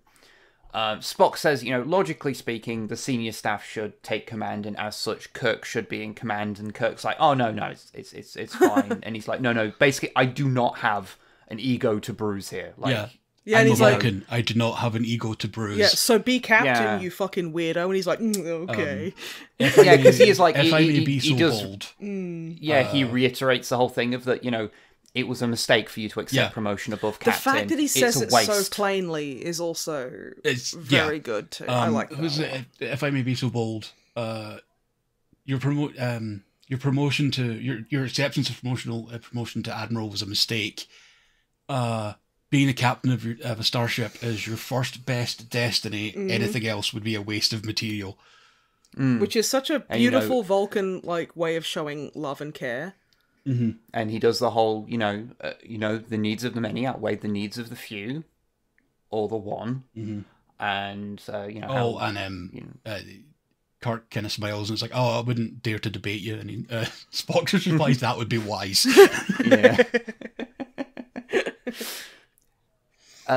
So Kirk takes command and tells the crew to plot a course for Regular One, and they warp away. They do big warps. Back on the Reliant, we see that Khan's crew has replaced the Starfleet crew. Many of them are like half wearing red Starfleet jackets. That they're like half wearing like crew jackets. They're like, we like the crew jackets. The captain's chair. It has like fur skins or something. It looks like a barbarian king's throne. And he's sat like a bisexual disaster. Is our Khan, and he's wearing like half of the jacket because he still wants to show off those fantastic muscle tits of his, but he also wants to show that he's like yeah, I'm the captain, kind of thing. Yeah, the only of the original crew that are left are Terrell and Chekhov. Yes. You see in the background. One of Khan's men points out that rather than going after Kirk, they now have a ship and they could go wherever they want. Khan has already proved his superior intellect. He's already won. And Khan stops him and says, I'll chase him round the moons of Nibia, round the Antares maelstrom, and round Perdition's flame before I give him up. Paraphrasing a line from Moby Dick, because that's just the kind of guy Those are the only books they had available, so they all know them off heart, like a bunch of insufferable fucking... Like, yeah, they had like 6 books. There's an interesting bit there where Khan says he tests me. It's like, no, he didn't. But I mean, that's an interesting kind of insight into how your ego is driving you more than what's actually. This is him kind of. This is how he perceives it, because Kirk just existing as someone who has bested him is such a fucking personal affront. It's driven him mad. To Khan, he imagines that because Kirk is his nemesis, he assumes that he is also a big deal to Kirk, and Kirk's just like, Kirk is out there living his fucking villain life. of the week. Yeah, exactly. Which I have something to say about later. I should note, I did have a because once you go through and you realise that all of the various quotes that he makes throughout the movie are Moby Dick quotes, I started to feel like, man, he's like one of those fucking people who like constantly quotes Harry Potter and only Harry Potter, and you just like, read another fucking book. Oh my god, are you didn't saying? have many on SETI Alpha 5. I know. So like, he has an excuse. What like Hogwarts house do you think Khan's in? I think he'd be Slytherin. He's got a Deathly Hallows tattoo. That's what he's fucking like. No, I don't like this. No, let's back away. No, I don't like it either. I don't like this bit. No, that's fair. So back on the Enterprise, we find they can't get a response from Regular One. Spock posits that there's only 2 explanations why, which is that either they can't respond or they're not willing to respond.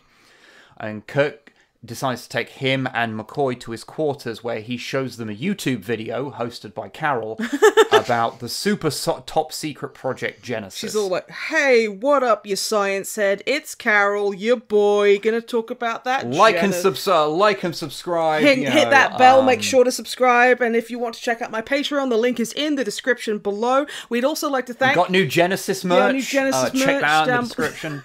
Oh my god, we've as modelled by my large adult son David here. He's just like busting out of a t-shirt.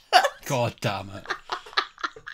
Anyway, so they explain what the whole Project Genesis is it is a process where you can instantaneously terraform a lifeless planet with this single device that transmutes all of the matter present. It like reworks the atomic molecules to bring life where there is death. With equal mass, there's no lost anything. Yeah, it basically would solve every issue that the Federation could conceivably have with like overpopulation of a planet or lack of food ever. Like it's like, oh yeah, that moon there, that can now just be a farm planet. That can be an agri-moon. It's fine. Yeah. There's no such thing as a barren planet anymore. Like, McCoy, seeing this, is fucking horrified, instantly seeing the potential this would have. This weapon was used on a planet that already had life on it. If this was used as a weapon, he straight up asks, what would happen if you used this on an already inhabited planet? And Spock is very logical about it, and he goes, well, everything would be completely destroyed and reshaped and redone. And that prompts Bones to do racism as Spock, because he's horrified. And, like, Spock's like, I'm literally just stating facts, because he's like, oh, you cold-hearted, green-blooded monster, and it's like, okay, racism, cool, love that for you, Bones. I just want to point out, when it comes to Bones and McCoy, they constantly shit-talk each other about the fact that they're Vulcan, one's Vulcan and one's human. You mean it's kind of equal Bones in and a weird Spock, way. not Bones and McCoy, because that insinuates he has DID, which is... That's Star Trek 3. Sorry, yes, what you said, Snipe. Really, Doctor, you must learn to govern your passions. And it's like, fuck you, Spock. That's talking about universal Armageddon. They snipe at each other a lot. Throughout everything that has both of them. I don't like. It's great. I don't like it sometimes when my name is a verb. I'm like, I did I get what to fucking McCoy? What are you talking about? Anyway, this bickering is interrupted by the Reliant showing up on the Enterprise's scanners. And being it eerily isn't responding. quiet. Yes, it's coming towards them, not responding. Khan tells them to appear friendly, so they slow down on their approach.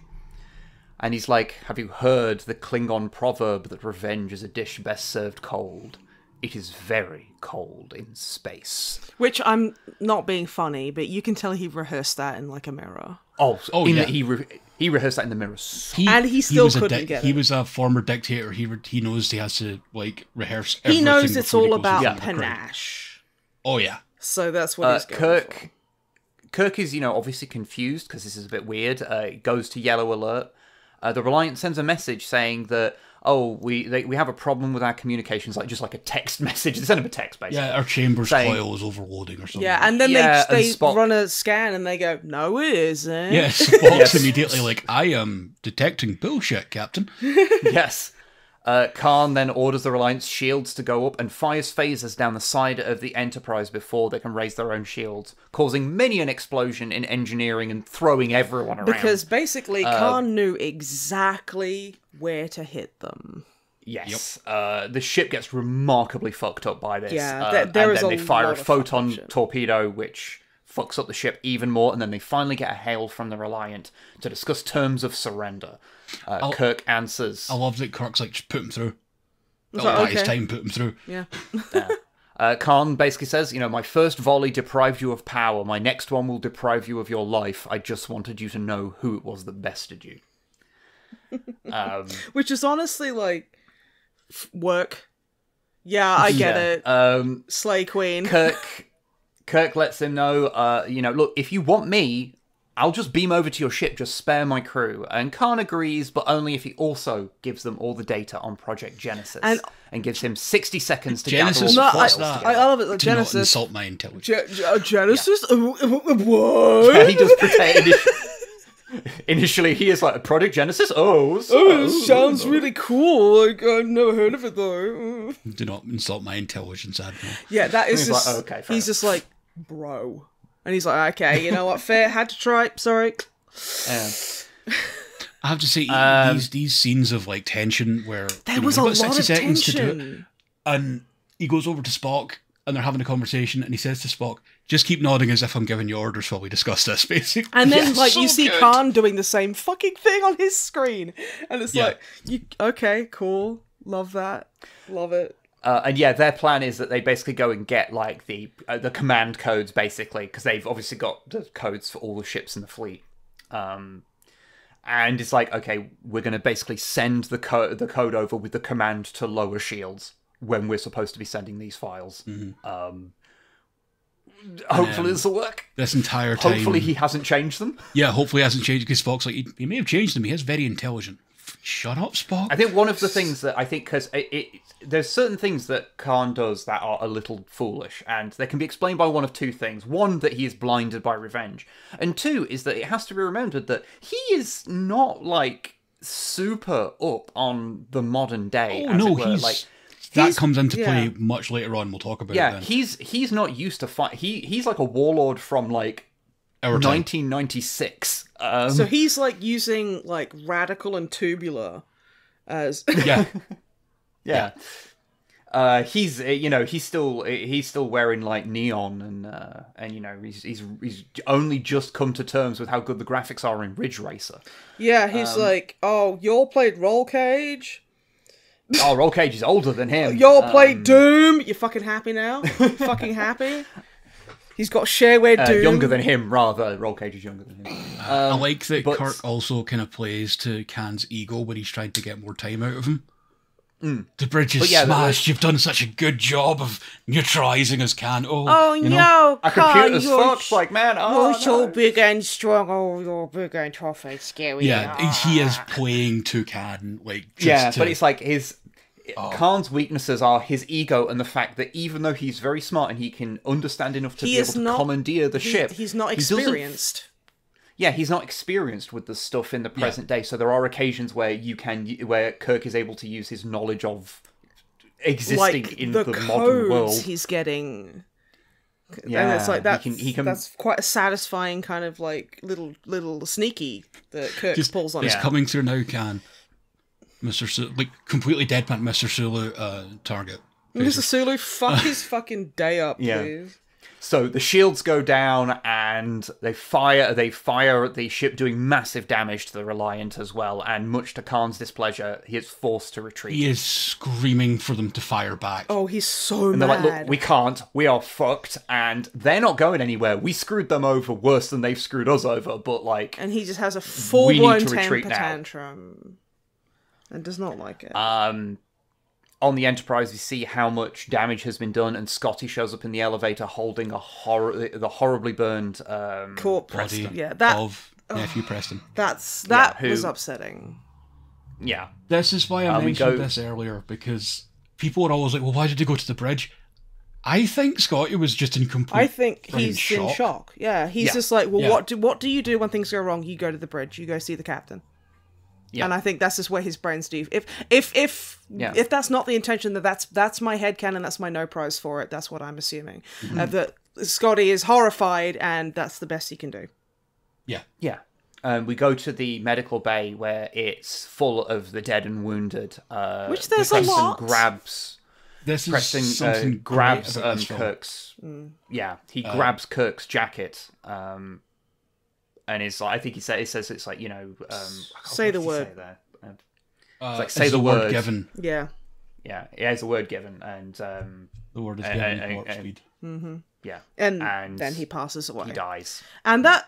And leaves this bloody handprint on Kirk's jacket, which I wonder if is in any way an inspiration for the bloody handprints on Tara World Saturn. Eaters, the honoured of the World I Eaters. would not surprise be me, honestly. surprised. But also that is something that goes back so fucking far. Oh yeah, But I wouldn't be Which is surprised if as the a- initial 'cause- idea was like, yeah. oh yeah, we could do a Star Yeah. Trek. That'd be cool. And you can see that even when you are watching the film as it is on screen and you're not thinking of Preston as his nephew, you can see this obviously really affects Scotty. And it makes sense. Like, I don't think anyone is, no matter how cold, These shut are, off they are to They're it. they're also kids. trainees. They're kids. They're fucking kids. Yeah. Scotty's watching kids die in front of him. And Yeah. that's Down in gonna affect engineering, anyone. and like in places where you probably wouldn't normally get that level of damage. So it's like this is an unprecedented, extremely violent and brutal Yeah. attack, and the casualties It was a of pinpoint attack on the heart of the ship, It was. effectively. Yeah. And it was out of nowhere. They Yeah. weren't at battle stations waiting to have... were no They didn't enemies. have damage control teams ready or anything. Yeah. They just thought they were going to go and check out a space station. It was Yeah. going to be fine. I'll just fill the other bits that the scene in now so we can get it through it. Kirk does say, like, Scotty, I'm sorry, but we need you back in engineering to repair the damage that's been done if we're going to survive this. And Scotty, in complete tears, turns to Bones and goes, thank you, Doctor. I know you did everything you could. And then he just bolts out the room crying. I honestly my heart was wrenching for Scotty there, because he is, again, he's got that sweet grandpa energy, and seeing him sad, I was like, I will destroy a planet for you.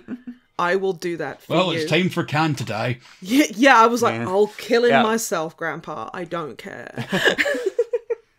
So the limping Enterprise reaches Regular One, which we see, you see it earlier, but it's orbiting this big asteroid. And they're still getting no answers, but with their sensors so severely damaged, they can't really make out what's going on inside either. Also, they are under the impression that, like, at any second, the Reliant could appear from the other side of the just dead kill planet. them. Just completely they're blow orbiting. them out the sky. Yeah, they're like, we are in a real bad spot. So Kirk, McCoy, and Savick beam over to the station, which seems abandoned, but then after a bit of scurrying around, McCoy finds... McCoy fight, but I have in my notes, idiot medic enters an uncleared room backwards.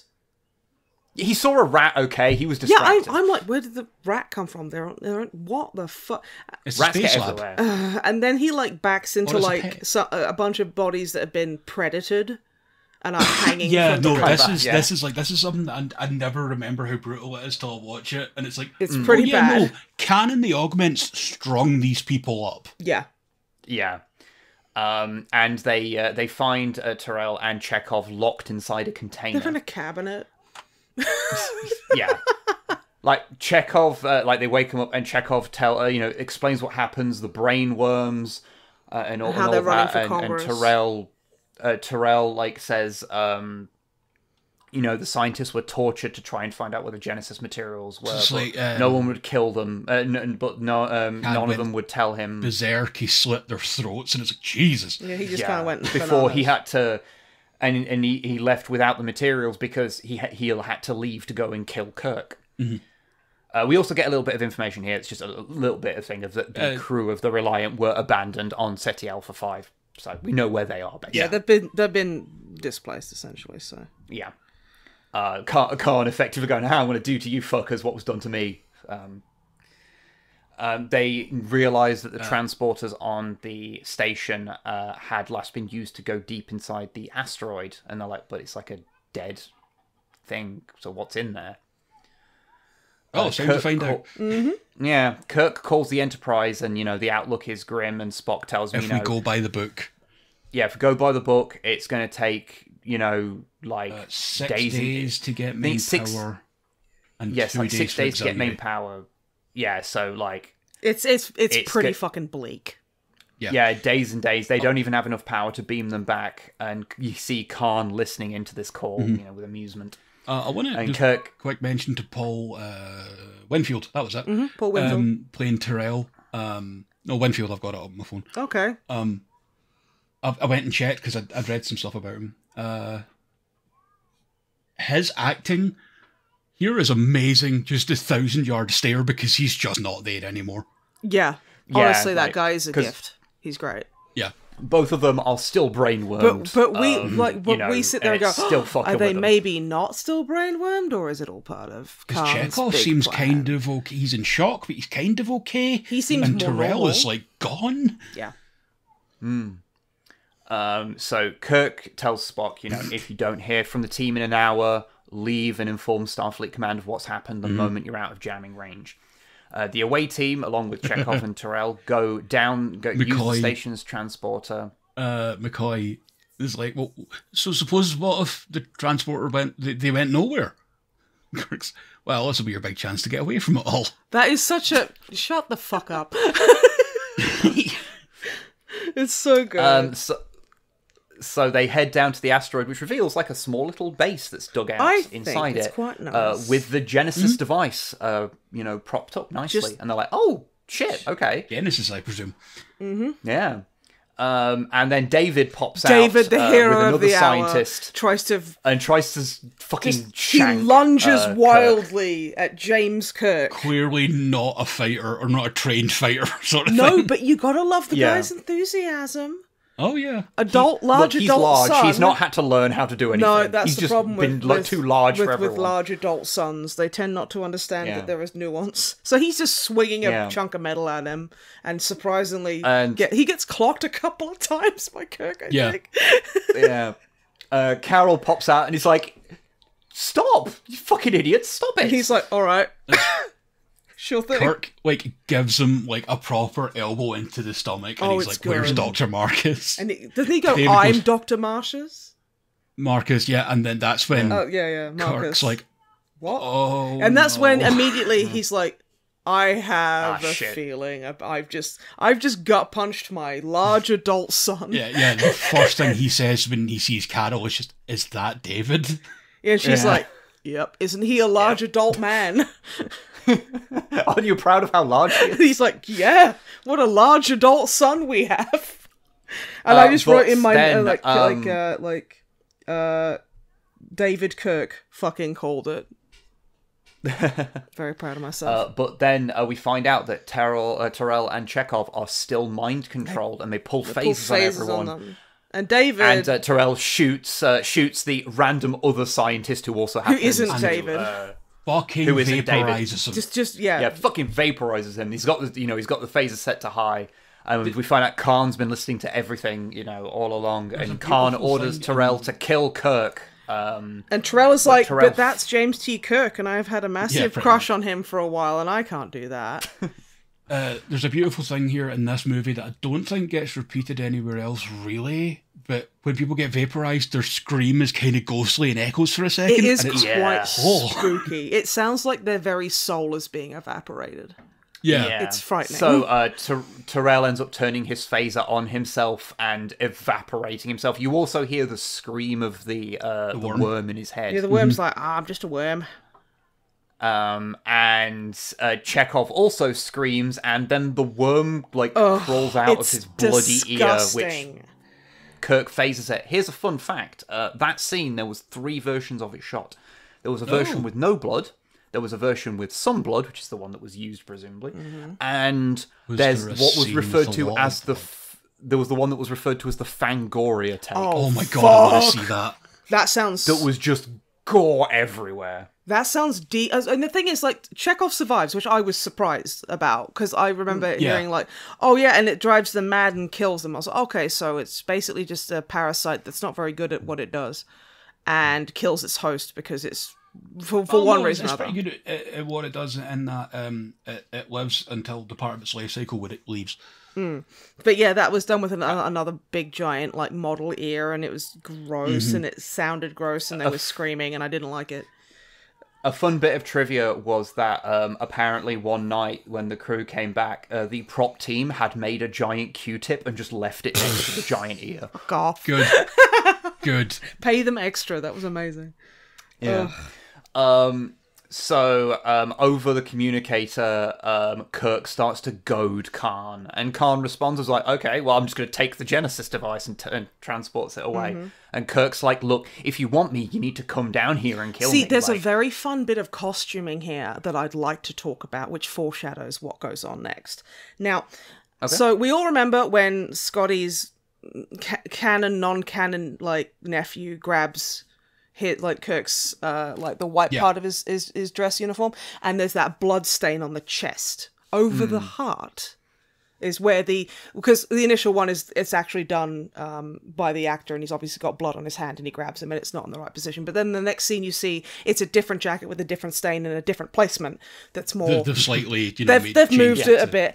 And then in this where you see Kirk goad Khan, you see that Khan has a wound on his chest in the same place, which says to me, it's like, okay, so we've seen Kirk get out of his clothes, he's changed his clothes, which means from that wound he has been dealt by Khan, I would say he hasn't gotten over it, but he has he's moved on. He is moving through it. He has gone, I acknowledge this and I am going through it. Whereas when Khan, he has a physical wound. That is not something that he is going to get over. That is something that is going to scar. That is something that is going to linger with him, which is he's like a dog with a chew toy.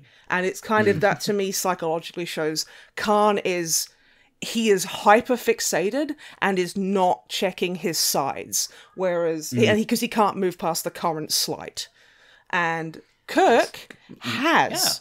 He is progressing through it. He is not ignoring the wounds and the damage that has been done to him, but he is going through it regardless. Although I will say this might be the angriest I've ever seen Kirk. Yeah. Yeah. So that's my thing. You'll have to do your own dirty work. Yeah, that's my from now on. Yeah. What is it, like a poor marksman? You keep missing the target. He is so angry. He is twisting that knife so beautifully because he also knows that if he provokes Khan, he's going to make a mistake because he's a bull at a gate and he's not going to pay attention properly. He's going to miss important details, shall we say, that maybe he wouldn't have if he was a bit more calm and collected. And he's goading Khan to come down there, and Khan's just like, nah, I'm just going to abandon you on this barren rock like you did to me. I've hurt you, and I'm going to continue hurting you. Well, he straight up says, like, I could kill you, but I want to hurt you, because that basically is worse. Mm-hmm. Yeah. Yeah. And so he goes off to leave, and we get the iconic line of of Kirk screaming Khan, and then they copy and paste that one clip and just paste and play it again. Okay. I don't think that scene would be as infamous if it didn't echo. Yeah.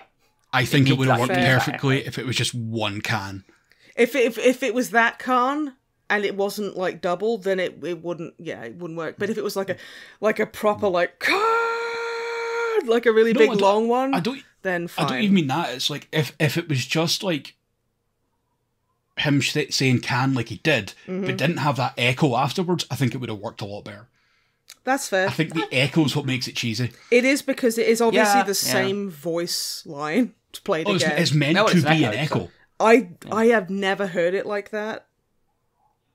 Yeah, I've always thought of him just echo. saying it twice. Like I think visual language wise, I think it's meant to be an echo because they zoom out to the surface of the planetoid they're on. Okay, that's it. That's just As me. if the sound is travelling. That's just me being a doofus. That's fine. Oh no, not at all. It's just No, that's fine. Although, I do just want to say one thing that I feel that people don't talk about enough is that after that line, the orgasm face. That comes on Khan, yeah, after he hears fully Kirk jizzes. angry, he's just like he is just fully like rubbed himself to completion over the idea. Of No. pissing off That is the definition of coming untouched. He has just exploded in his pants. Yeah, he hands-free orgasm over like, that. all jokes about orgasms aside, he is loving it. He is literally like, I am gonna jerk myself. I'm about to rip my cock off this evening when I get some alone time from my augments here. And it is just like, well played, Ricardo Montalban, you sick fuck. Yeah. Complimentary.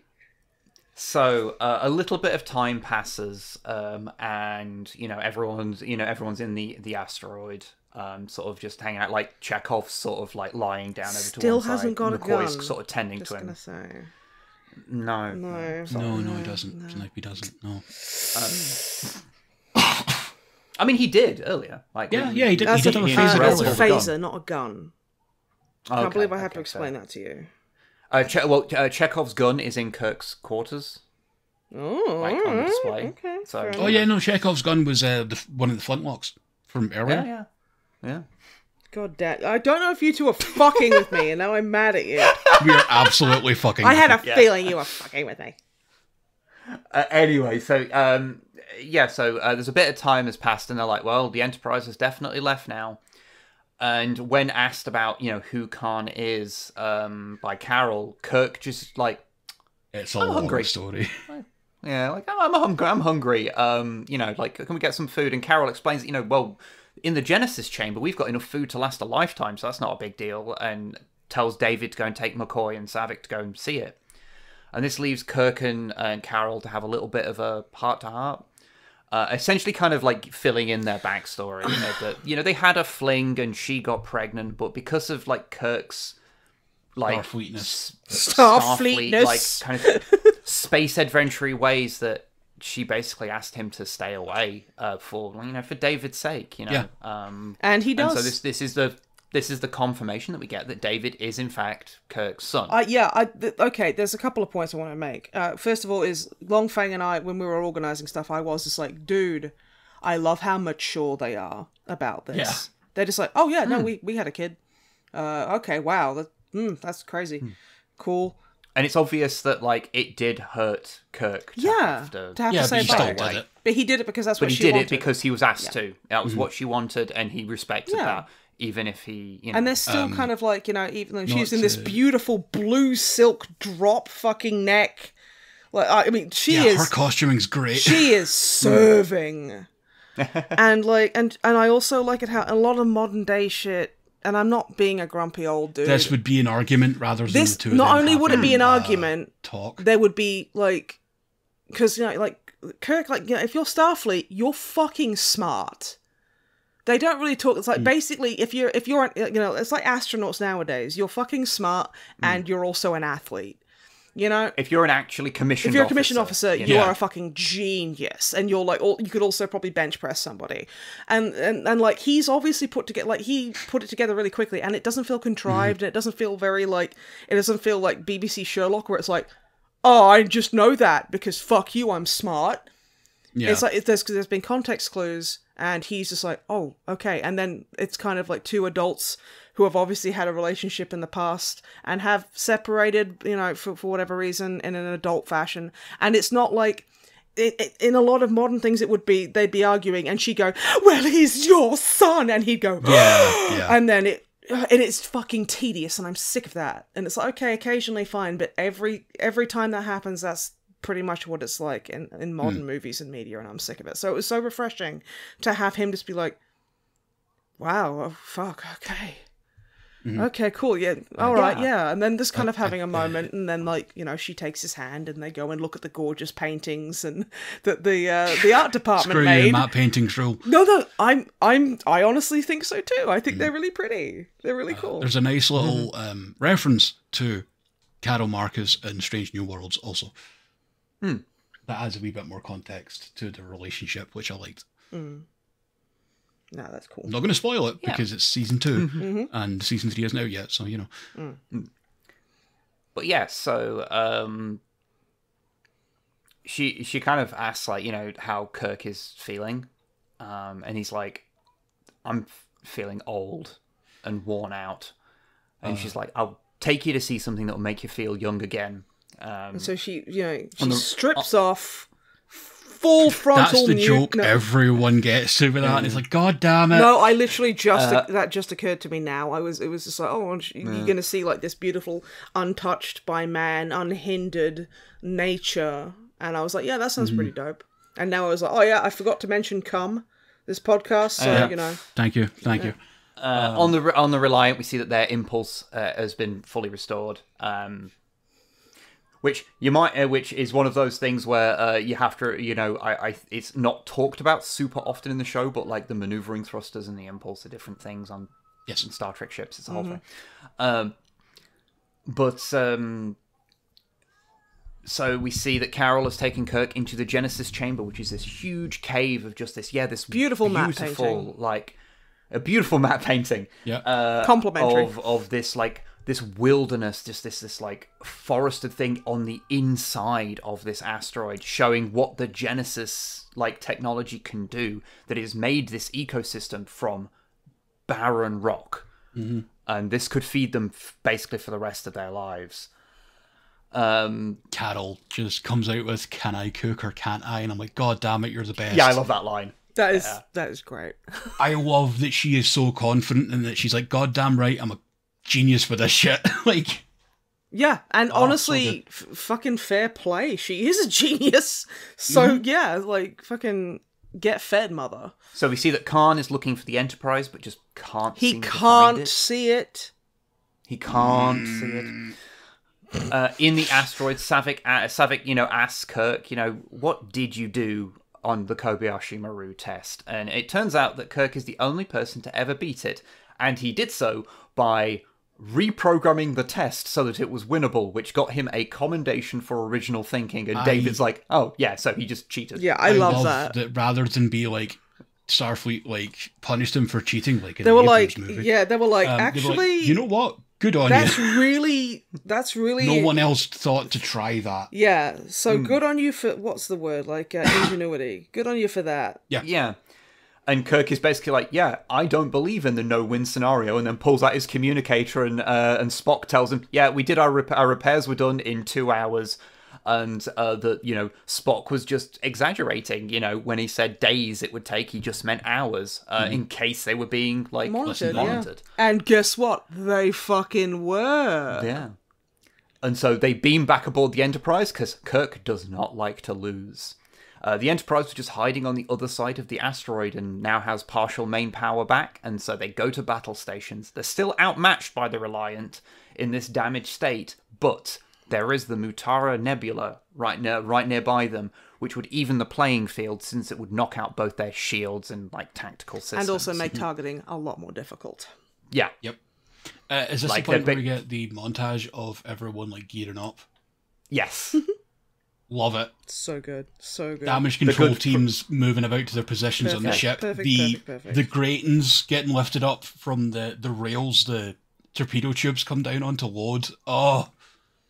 Yeah, the official thing, because again, this is something I read while I was like looking through trivia for this, was like, we know that this doesn't make sense. Like the laying down torpedoes, this would all be like automated, integrated. But systems, it looks but cool. This looks cool as shit, and we can do the imagery like they're prepping the cannons. Yeah, no, and it's that's totally cool. like a naval battle, like them rolling the cannons into It's position. gorgeous. It's absolutely gorgeous, and I'm even if it's not properly like how it would be, I don't care. It's amazing. Yeah. I'm glad they left it in. It was something they did purely because it looks cool, and I respect the hell out of it. Yeah, that's amazing. I love it. So the Enterprise makes a break for the Nebula, with the Reliant following closely behind. Big shout out to the James Horner soundtrack, because whenever the Reliant comes on screen, there's like Khan's theme playing. It's very, very well done. I've watched an interview with Horner, and he specifically said like he made a Khan theme and Kirk and the Enterprise theme that could blend in together and then split apart again. It's so good. Yeah, it works well, because it means that even though the Reliant, because like I haven't really spoke about the Reliant's design is basically just they took all the parts of the Constitution class and rearranged them in different ways. Mm-hmm. But it works. Apparently, because that was a much smaller model, the crew and liked filming with the Reliant model and hated the giant Enterprise model still. It was just a nightmare to work with. Yeah, that tracks. I think originally it was going to be another Constitution at some point. It was, yeah, but they were like, it's visually difficult to tell them apart then. So we'll make it a different kind of ship. And even though they are still very similar, the themes really help you know instantly, like when watching it, which one you're looking at. Even if you have like a blindness for which type of ship is which. If you can't tell your Constitution refit from your Miranda. Which would be so embarrassing for you. So as they're breaking for the Nebula, Khan like fires a torpedo at the Enterprise to try and dissuade them from going into the Nebula, because like he knows that that's going to be a pain in the ass. And it like streaks past like within an inch of the ship. It's such a cool shot. Kirk hails him and is basically goads him into following him. Khan's second in command is like slowing down because he's like, we won't be able to do anything to them if they're in the Nebula. And of course, because Kirk is provoking him, Khan's like, shut up, you stupid buttface, we're going into that Nebula. He throws Joaquin onto the deck. Yeah. And it's like, you're following him, and they're like, well, he's gonna follow, and they're like, well, Khan's gonna follow us because he is nothing if not consistent. That is such a great line, especially from Kirk, given that how he's been tactically managing Khan the whole time. Because Khan is almost certainly smarter than Kirk is. Oh, yeah. But, again, Kirk has experience. So he wins out. He understands how to push. He understands. Like he knows how to get Khan like where he needs to be. Provoke him. Just provoke him. Just be like, hey Khan, if you're so smart, how come you're so stupid? I believe the exact taunt was, we tried it your way, Khan. Do you care for a rematch? And the look on Khan's face when he hears Kirk's voice on the ship. Honestly, the visual acting from Montalban there is so good. And like, what is it? Laughing at the superior intellect. Yeah. And he's just like, oh, okay, Kirk, it's on like Donkey Kong. I'm gonna fucking kill you. And so they both ships enter the Nebula. They lose their shields. They've got barely any visuals, and they're like they can't do targeting. They have to manually. It's fire nice everything. and tense. I think Spock's sister Sulu, Kirk's sister Sulu, like, basically the moment you get a flicker of something that could be a target, just fire. Just fire at it. Just fire at best guess. Fire at best guess. An operative, he's like, best guess, Mr. Sulu. Yeah. Oh my god. Yeah. Also, I have written down. And so it becomes basically a submarine movie for this bit. Yeah, a little bit like V5, which is fun. Yeah, and so as they kind of like get kind of glimpses of each other, they take pot shots at each other, both sustaining like massive damage because neither have got shields up. It is just like they're hitting they're barefisting each other in a minefield, basically. Yeah, it's great. The Reliant takes a real bad hit around its bridge, and it like kills basically the whole bridge crew. Is this the point where I've timestamped it where it's it sounds like Khan is shouting, ass torpedoes, fire? Aft torpedoes. I heard ass. Okay. aft. I mean, it means the same thing. So Well, Yeah, yeah, I mean, yeah, it does mean Rear it does mean ass torpedoes. torpedoes. So, yeah. It could work. Yeah. The bit I love here, the huge piece of debris lands on Wiki in the second in command. And he tries to Khan lift goes it over. off. Great acting with how he lifts what's Yeah. clearly something not that heavy, but he makes it look heavy. And honestly, He sells yeah, it. that's Oh, yeah. actually quite a difficult thing to do for a lot of But the- actors. So he did really, really well. The bit that gets me is Wakim dies in Khan's arms, and the first thing Khan says was, "I will avenge Which you." is so funny because it's like, dude, you fucking got him killed. And this guy was the one that was like, "We can just leave. We have a He ship." was like, we can go be free we and can live go our anywhere. lives. We can and explore the universe. that's why I mentioned like Khan using his wife as an excuse for revenge. Yeah. Because he does the same thing right there. Yeah, and he's just like, Yeah. oh, God, I'm going to kill so many more people because this guy's dead. Oh, free murder. I stubbed my toe. I must take this out on Kirk. Yeah. So good. So, Chekhov, after like the Reliant's been hit real badly here. Like the Enterprise has also been hit badly, but it's like Yeah, to its- like one of the torpedo launchers is gone. Yeah. And the crew you inside also it. and it's mentioned, like the engine's taken a real bad hit, and like I think it's the first time it gets mentioned, like the they're leaking radiation leak. radiation. Yeah. It's real Because bad. that's like Scotty passes out. Yeah, because he's had a big dose of radiation that he should not have had. Chekhov comes up onto the bridge basically and mans a weapons console because he's feeling a lot better now. Because, Worm just fucking exploded into Raspberry Fangoria jam and just left his ear. Here's the thing I find interesting as well, actually, when I was thinking about it earlier. Like, Khan says that the worms, the set eels, lead to madness and death in the people he had with him. But I think that's because he didn't have the medical technology that the Enterprise does. They were in like cargo containers, so it's like left untreated. That's probably what happens. Yeah. They didn't have a McCoy. They didn't have. They didn't have someone to deal with the trauma of the worm leaving their head. Exactly.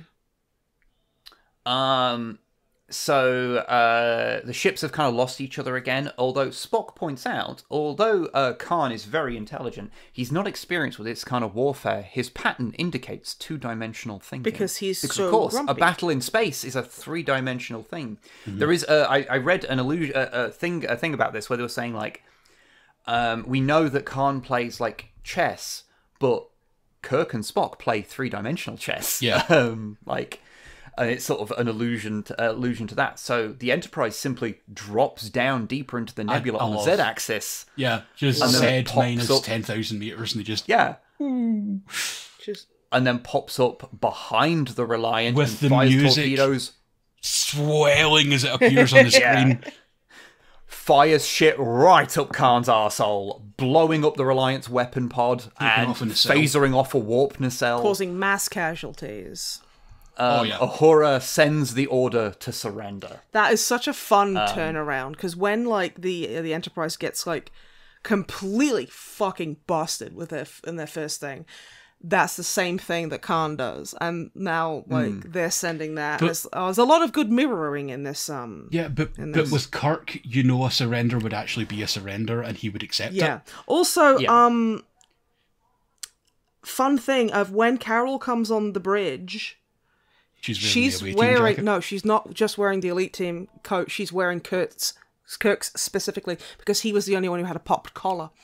So and that shows that how she's always been very kind of like anti-Starfleet. That's kind of showing her through costuming, being more accepting of that kind of thing. And David's fucking around on the bridge as well at this point. And he's kind of seeing what Starfleet's like, which is kind of cool as well. Side note, I love those jackets. Those jackets are so dope. Leon Kennedy could never.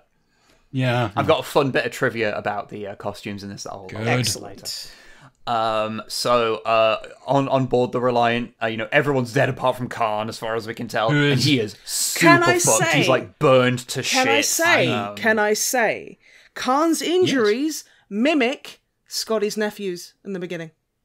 All one side, burnside horrible of the face. burns. Yeah. Also, Didn't think of he that. is like his acting is some grim acting. It's fantastic. Oh, when he like when he doesn't can't move his or, hand, and he's like obviously in severe he doesn't pain. get up and walk or move on his knees. He collapses to the ground and drags himself over to the console. He's struggling, but it also shows like just his physical superiority from basically the kid we see who'd suffered basically the same kind of injuries. Is being carried. He can't move. Lifting his hand is basically that's the last thing he does. Yeah, and then you see Khan dragging himself. And it's like, okay, so again, another bit of fun mirroring. Very cool. Yeah. And so he, rather than surrendering, he activates the Genesis device. Whilst, one last quote of Moby Dick from Hell's Heart, I stab at thee. I spit for hate's sake, I spit my last breath at thee. And then it's very funny how... It's a hard line. It goes hard. Whether it's about Kirk or a whale, both hard line. Yeah. Whatever the context, are hard as fuck. Also, I think it's really... Because he obviously dies the moment that quote leaves his lips, and he doesn't get to see Kirk would like to win. think that he gets to see what happens next, but we'll get there. Yeah. But like... because, Spock is like, something weird is going on over there. Something weird's looking at going the readings. and then, that's what Spock says, because that's what he sounds like. And David's looking at the readings, and he's like, "Oh, that's the Genesis device. There's no stopping it. We've got minutes to activate warp speed 4 and minutes. get the fuck out of here. 4 minutes." So Spock, like, without saying anything, just leaves to go down to engineering. Kirk, hits the button to Scotty. I need I need warp power within 4 minutes, or we're all dead. Yeah. And Uhura comes back. There's no response from engineering, and then Spock just leaves. Yeah. Yeah. I mean, and he does it in such a casual way that no one notices. I love it. I would think it's so funny to me to headcanon that everyone's just like, oh yeah, just he needs to piss. it's like he's so unaffected by the 4 minute death clock that they've got going on. He's like, well, I don't want to die with a full bladder. Spock's like, look, I ain't dying with a full bladder. I want to at least be comfortable. Yeah, exactly. So he's like, all right, well, I'll go pee. And so he makes his way to the engine room, which is flooded with radiation. It's in disarray. McCoy stops him. Are you out of your Vulcan mind? I've put down Bones Racism Redemption Arc. And Spock distracts him, asking about how's Scotty doing? Because he's worse, where he's mildly irradiated in the corner, and whilst McCoy's turned around, Vulcan nerve pinches him. But he also does a mind meld. He doesn't have the time to discuss this logically, and then he does a mind meld on him and says the word remember. By the way, this was added late in production, basically because my understanding is the initial test screenings of this part, which we'll get to, people didn't super like, so they wanted to leave a little bit of a trail that they could pick up in later movies if they chose to. But there Nicholas wasn't a Meyer specific plan. Was not happy about it, the director. No. And adding the word remember was Leonard Nimoy's choice. He decided. I think of anything so originally there was no to add. word. Yeah, I think of anything to add. I think the word remember is probably the most poignant. Mm-hmm. Yeah. So I think that was a pretty good addition by Mr. Spock enters the engine room before anyone can stop him and starts doing the repairs while getting a full face full. He is getting sand blasted by radiation. He's just reconnecting some stuff. He opens up what I'm guessing is a coolant chamber and is just being scorched. Yeah, he is being completely. Actually, this blasted. is the actual bit where Khan does the quote is actually after that bit. Yeah, it's that scene is kind of split. Yeah. But he does his whole from Hell's Heart I stab at thee. Which is why I wrote, all right, man, read another book. I mean, you say that, but First Contact has Moby Dick references in it as well. So, I mean, it's again, the lines go so hard. I'm actually not mad about it. This would make a great double feature with First Contact. Yeah, true. Spock finishes the repairs, and the Enterprise is able to go to warp as the Genesis device activates, exploding the Reliant and pulling in all the matter from the surrounding nebula to create a brand new planet as the Enterprise is whisked away. There's a brief kind of jubilation, but McCoy tells Jimmy he needs to get down to engineering. Jimmy, better get down here. That broke my heart. And then Kirk immediately looks. He looks at the chair, and he's like, "Oh fuck!" And he immediately knows that shit has gone south. And we find Spock, who is dying in the still heavily irradiated room, so Kirk can't even go. Can I just say, I wrote down... I don't want to get skip past when he almost runs right into the room. Oh my! I wrote this down because I was tearing up. Like they're stopping him from running in to get to Spock. He'll die, and he goes, he'll die, and they go, he's dead already, and that broke my. He's dead already. That killed me. I'm fucking dead already. How dare you? Oh my god! Like with Kirk there, like Spock, like he gets up because he's like slumped in the corner and he's like straightens out his uniform and kind of the uniform. That bit when he straightens out his uniform, there is no sound whatsoever as well. There's no music, nothing. He stumbles over to the the glass pane where like Kirk is like pressed against and kind of bangs into it because he's partially blind, if not blind entirely. Yeah. He and his first act, he's like the ship out of danger, and Kirk's like, yeah, you saved the day, and he's like, the needs of the many outweigh the needs of the few or the one. I have and always shall be your friend. Live long and prosper. And then he does the Vulcan in this hoarse voice, salute. And you can see his skin is so fucked by the radiation, and then Spock dies with Kirk sitting on the other side of him, and the only thing Kirk says is a tiny little no. And we're just left to sit with that Kirk for a moment. is just sitting there looking straight ahead. Just it's handled deeply so upsetting. Very well done. Yeah, you really do feel how this is like this is such a big event for these. This is such a catastrophic loss. And the things that Spock is saying is mirroring what he said earlier when he was urging Kirk to take command. Yeah. He's mirroring what he said then.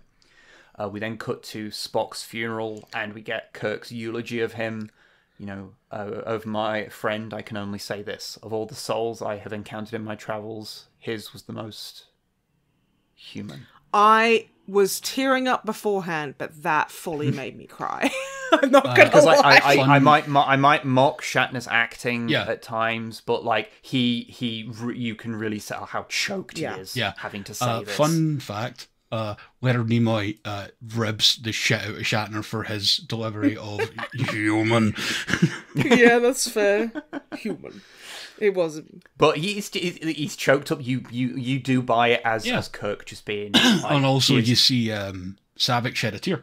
She sheds a couple, and I think her hair is down at that point, showing that she's in her more emotional stage. Yeah. Again, this is stuff that like because apparently Shatner was like he was like she shouldn't be doing that because she's supposed to be a Vulcan, and they had to explain to him that she's half Romulan. And even though that didn't end up in the final movie, it was part of a dropped plotline about it. Yeah, it was something that was supposed to be there, but didn't end up in the final thing. And then I will say Spock is inside a torpedo that they then fire out into space, whilst Scotty's playing Amazing Grace on the bagpipes, which then leads into an orchestral version of Amazing Grace. Crying, and also mirroring from the beginning when they get on the Enterprise. And there is the line of people either side of the crew, with showing respect to them getting on, and then there's all of them lined up respect to the person who's leaving. It was Doohan's idea for him to be playing Amazing Grace, by the way. To have honestly, like I was watching his finger movement because we're all musicians here, so we all watch people and we kind of time. He's doing a pretty good. He's doing a pretty good job of miming it because usually it'd just be like far enough in the background. You wouldn't be able to tell. It's also one of the rare times you can see James Doohan's missing fingertip. Yeah, he has a missing fingertip. I was too busy paying attention to the hand movements. I didn't notice that. He has a missing finger. There's multiple stories. He either lost it on D-Day or he lost it while he was working while he was guarding something in France during World War II. Because it's basically up to the knuckle. He's he's like missing. Ring finger, like his finger. He usually like does when he's acting. He tends to like hides it away so you don't notice it. Like, he'll have his hand in one way or another. That means you can't notice it, but that's one of the rare times you can. I mean, see it. that's pretty much you're going to notice. I mean, I fucking didn't. I'm like, I noticed this line repetition and this fucking light bulb did this, but I'm like, a man is missing a finger. Brain blue screening. No. It's not something you're not necessarily going to notice. You have to be looking for it. You have to know that he's missing one. You know? There's just a couple of times in some shots where you actually see it, but it's usually well hidden. Like he honestly, the fact that he hides it his entire time playing Scotty, and it is only in a couple of shots throughout the whole run that you can even see it. Like it shows how good he was at making it so you wouldn't notice. Because it's not like his hands are always off screen or anything. It's just he moves his hands in a way that you don't notice. So afterwards, we see Kirk in his quarters. He goes to finish his book, and he picks up his reading glasses to find out they've been smashed in everything that's gone on. And David enters to talk to him. I will say, I think it's quite fun how the book has kind of represented the running time of the movie, and how you get to the very last couple of pages, and he's like, "Fuck my glasses." Yeah. And then he has to do the thing where he's reading it from reading it really far away. Yeah. Look. And David kind of talks to him about, how, he really has, never faced death properly because, he cheated his no-win scenario test. Like, and he's faced death, he's cheated it. He's tricked it, he talked his way out. cheated it throughout TOS. Yeah. Or he found a way out in the last second. Yeah, he found a way out, but this is the first time he's ever had to face it like this.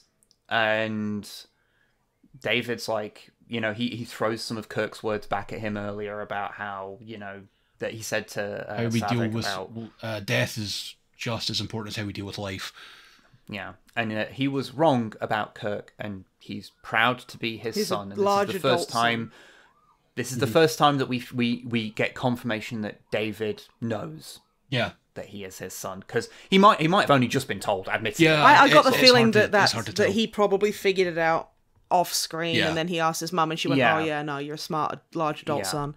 And which is the when Kirk, because this is obviously the first time that Kirk realizes that he knows as well. So they have an awkward but kind of sweet. Awkward, hug. but you can tell both of them do really need it. Yeah, they both need it, but it is awkward because it's the first time. We get a final captain's log as they reveal they're on their way to go pick up the Reliance crew from LV-426. And you see Spock's... Oh no, those ones are definitely dead. Yeah. Yeah. Hopefully, they haven't all got brainworms by this point. And if they do... And he ponders about how if the new Genesis planet is life from death, then he should return here. And then you see Spock's coffin... Well, we get a little thing first of Quirk. I was trying to say like four things at once there. Of Kirk he quotes the end of The Tale of Two Cities. It is a far, far better thing I do than I have ever done before. It is a far, far better rest I go to than I have ever known. And Carol's like, was that a poem? It's like, no, just something Spock was trying to tell him. On his birthday. Yeah, on his birthday. McCoy asks him how he's feeling, and he's like, I feel young. And we cut to the torpedo that has landed on the planet that's now brimming with life thanks to the Genesis engine or whatever it is. And so Spock's body is on this place. Who knows what might happen next? And the film ends on Spock's doing monologue. the "To Boldly Go" speech. I could listen to that one so many times. Leonard Nimoy's voice, man. Oh, that man has such an incredible voice. What I will say about that speech is that it holds such like emotional resonance with me as a long-time Star Trek fan that when you get to the end of Star Trek Enterprise, a bad series, and they do it again with different characters throughout the years saying different bits of the speech, that still got to me, even though it was at the end of a bad episode of a bad show. Oh yeah, no, that last episode is not good either. Jesus. But that is the end of Star Trek II, The Wrath of Khan. Do you want to give thoughts, or shall I give the trivia that I found before we do our trivia? Trivia. Well, I mean, I'll very quickly say that every time I watch this movie, I've watched it a million times. I do find new little things to appreciate in it. That's the best kind of movie. I'm exactly like that with Terminator 2. Every single time I watch it, I can appreciate a different thing. So, this movie was a commercial success. If I remember rightly, it made less money than the motion picture. It also cost less money. Cost On a like much smaller fourth. budget, yeah. It cost a quarter of the budget. Yeah. It made like 197 million. It's on 97 million on a $12 million That's pretty damn budget. good. Yeah, no, So that's fine. That's good. fucking did great. It revitalized Star Trek as a franchise, and it's unlikely that Star Trek would be in the place it is now Without Wrath of Khan. if the Wrath of Khan hadn't come out and given the franchise a kick up its arse, because they did it on the cheap. Like I mentioned before, it was done like for 12 million. Empire Strikes Back, 30. And a sort of Was 30, comparable. 30.5 million was the thing, and obviously the motion picture, the film before it was 44 million. Yeah. So there was shitloads of cost cutting, loads of existing set redresses, reuse of model shots wherever possible. Like you see the Klingon ships in the intro bit, The where they do the simulation. Kobayashi Maru sequence. Yeah, those are ships and stuff from the motion picture. It's footage from the motion picture. Yeah, it's footage from the motion picture. There's lots of things like that, stuff being reused wherever possible, costumes, sets, everything. Although, one interesting thing is there are some CGI shots, like shots of like Genesis stuff. Forgot to mention and this is the first feature film to contain a sequence entirely created with CGI. Oh, that's cool. And imagine how long it took to render in what? Oh, 82, 81? In 82. Sobzin went to game dev college in 2009. It must have taken Interesting. The It would have 'cause, taken like probably about that would have been a batch render that took like 40 computers, maybe a month. Yeah. Not even fucking exaggerating there. yeah. So I mentioned about the costumes. These new the monster maroon, as they get referred to as sometimes. Costumes. The quilting on the necks required a hyper specific type of like needle to make. It was like a hollow needle that like forced like the thread through. It's like a weird like machine and needle combination. And because this film was like right up to the line, like they were finishing off the screenplay as they were like running up to the edge of like filming was starting. It was like, it's a miracle this film got made, and it is coherent at all, frankly. Yeah. And so they could only get hold of one of these needles to create the quilting on the necks of these uniforms. Oh my god, I have And so been there. they were terrified they were going to break or lose it. So one of the like costume department took that needle home with him at the end of the day as a security measure. It's like you needed like two like keys to access the box it was stored in. I'd forgotten about that one when as soon as you said the needles, I went, "Oh god, yeah, the uniform stuff." An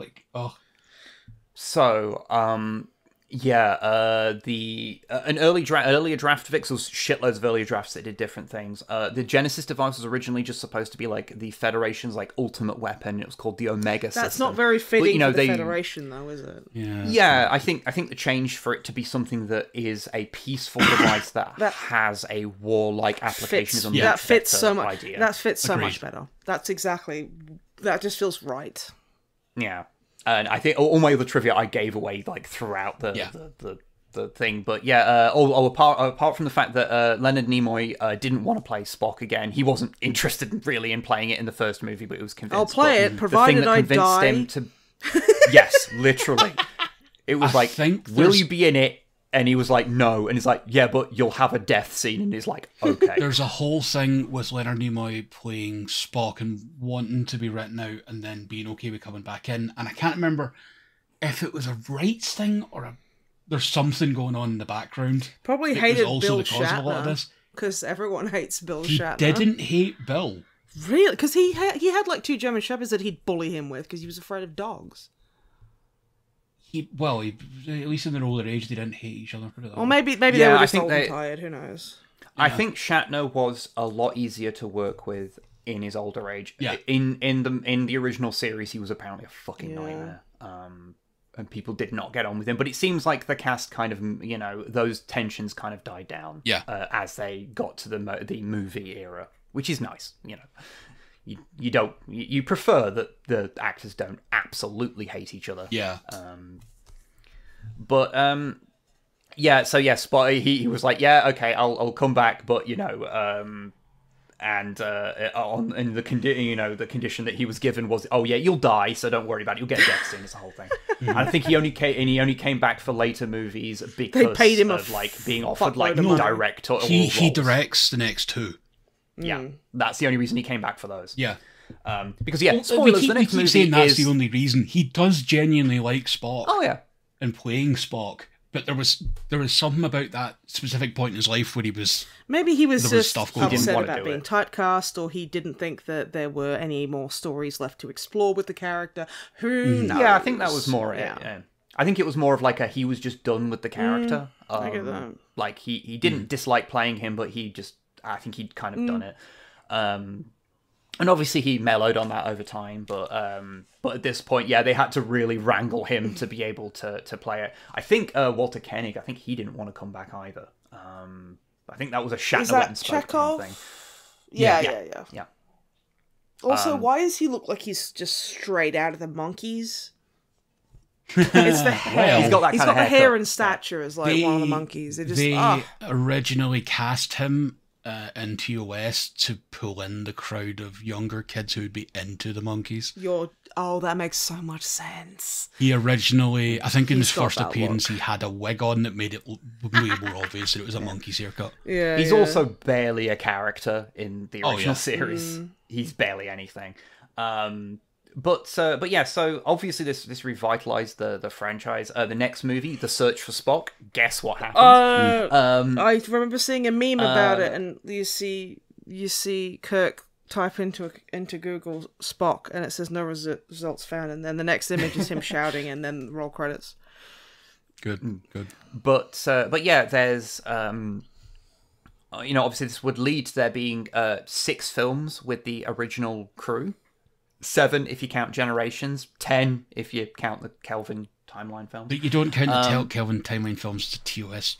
No, stop it. Stop. But you know what I mean. And there's another 4 movies with this Next Generation cast as well. Kept making those fucking things, huh? Yeah, there's so many fucking of these movies, and they've.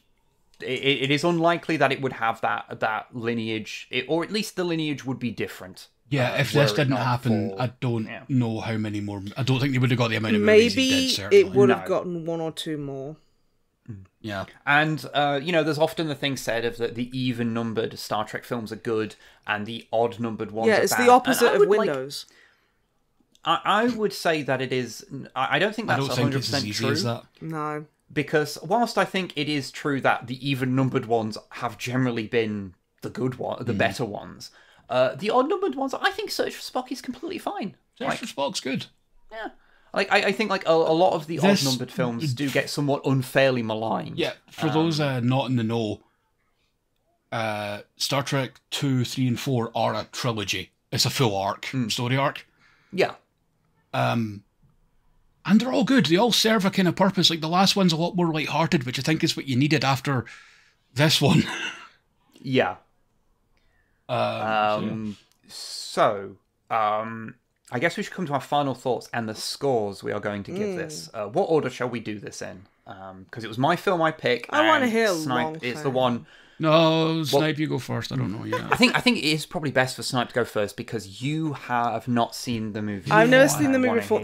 I have only seen it once, and I saw it today before we recorded. I have never seen another Star Trek movie. And you immediately sent me a message saying you were sobbing. Yeah. Which is honestly not out of the ordinary for us communicating. True. Sadly. Wow. Anyway. Okay. Okay. I didn't really have any expectations. I didn't know really what was going to happen. I didn't know what the story is. I knew about the eugenics war. I knew that Khan was a baddie in more ways than one. Don't start. Oh, come on. Sorry, that did remind me. One thing we managed to basically, I think we only referenced it once, is that this movie got kind of soft remade as Star Trek Into Darkness, and it's fucking terrible. Sorry, but they got Simon just Pegg. the idea of getting someone else to play Khan. I mean, this is the thing. It's like, look, and like everyone was going a bit like Cumberbatch bananas. So yeah, I've got no ill will towards him. He was No, he no got problem. a role that it's like, how the fuck did I can't do what Montalban did. Like literally nobody could. So it's like maybe just pick a different It's not the character. it's not the exact same story, but it is.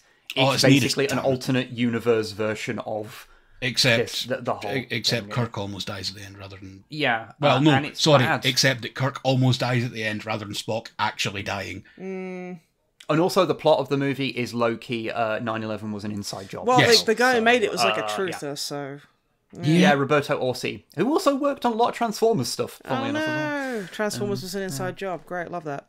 Yeah, Although 359 was an Iacon inside was job. an inside job. Anyway, Anyway, I had no expectations. I didn't really know what to expect. I just know that you guys absolutely fucking love this movie. So I was like, okay, so I'm at least going to enjoy it. And I did. I really did enjoy this movie. I thought Good. I really loved the elements of silence. I think a lot of modern movies really lack that. You know what? Yeah. But it's like because like you have absolutely. the quiet to process these big, heavy, or emotionally upsetting or visually upsetting ideas, and the effects. Like while the whole the earwig thing was kind of gross and stuff, but like that did genuinely make me feel sick. I felt I have a very, very strong stomach, and that made me feel quite unwell. And I was eating an egg mayo sandwich while I was watching it. Oh, it's a bad choice. That's bad. No. And I realized, and I was like forced to. I was like, I am not going to let this put this off my lunch. See, that's that moment where you're eating it. You see that scene, and then you just put it down the plate. Yeah, I put it down, and I was like, I'm resting.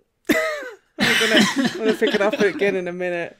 Yeah, It was, yeah. and everything about that was done with such a good understanding of what body horror is and why that was terrifying. The acting was great, despite William Shatner. I think he often gets I'm not here to defend William Shatner. Nobody for the love is, of it's God. okay. Do not. Like, as an actor, I don't think he's as bad as some people make out. I think he got flanderized by a lot of TV. Yeah. But I mean, I'm talking about like his just unwillingness to be directed. Oh yeah, in terms of like working on the set That's and him what I being a nightmare. mean. Yeah, that's what I kind of mean. In spite of him behaving like a bit of a dickhead, I honestly thought it was pretty good. They they had the emotional moments. They had the quiet, and I think the quiet, we need more quiet moments in movies where someone just sits down. And modern movies have a big problem with they look at the camera and go, oh, by the way, did you know that this person was actually secretly this person's fucking long-lost grandpa twice? And it's like, yeah, that's the text. Thank you. It's like, and we don't need that, and it pisses me off that I am just sounding like a cranky old person, but like it is. No. And I really like the kind of theme of like the whole kind of the multiple different interpretations of life and death and progression, and just Revenge. the whole thing was just a lot about time and the cyclical nature of relationships and stuff like that, without being kind of like, oh, they're doing the same thing again. It's like, and the whole like the back and forth between Kirk and Khan and the characterization. Like, the characters felt, and obviously the actors did, because they've spent so much time in those roles acting against each other and with each other. There was this comfortable feeling. Like when they're alone, like just chatting, it's comfy. It's nice. The scenes like with just Kirk, Yeah. Spock, and Bones. Yeah. Even They feel completely natural. Exactly. It's very natural. Which is easy amazing to watch. considering one of them's an alien. Yeah. But no, it's like, even with like Bones being a bit more abrasive, you kind of like, you don't take it as offensive. You just go, well, no, this is how he talks to his friends, and his friends understand that that's how he communicates, and that's how he expresses care, and he expresses his kind of concerns, and like just little bits of mise en scène. And just, like the costuming was great. The story being told with the costuming and the camera angles and all that, I was very impressed by. Honestly. Oh, I didn't mean to mention, because of costuming, the costuming for Khan and his men, it was supposed to look like it was made from like upholstery and like whatever they could find, which is why a lot of it is like quilted, because it's supposed to like they've made it from literally whatever they could find. They made it from like they were seats. making clothes from things that were not clothes. You know? I mean, like, I did like, you know, the Chippendales costumes. It's just it's desert survivor scavenger kind of chic, and I dig it. And I liked it. I didn't feel lost at any point.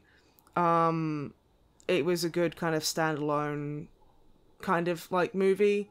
As a non like Star Trek fan, I still felt like I understood what was being said to me. I understood the stakes. I understood the people and the organizations and the intentions involved pretty well. Honestly, I'm really, really impressed with how well put together, especially on a shoestring budget and at the last minute with you know, no, like guarding the hollow needle kind of vibes. I was really impressed, and I've been fighting, like, I've been like, oh, I give it a 7 or an 8, and I think I'm just going to give it an 8. Because I think it's like, it, especially for an older movie as well, it manages to keep my millennial brain engaged. And, you know, I just think, it was just a nice movie to watch. It was comfortable. It had some emotional scenes, and I think they were portrayed very well. There was jacked scientist who I am in love with.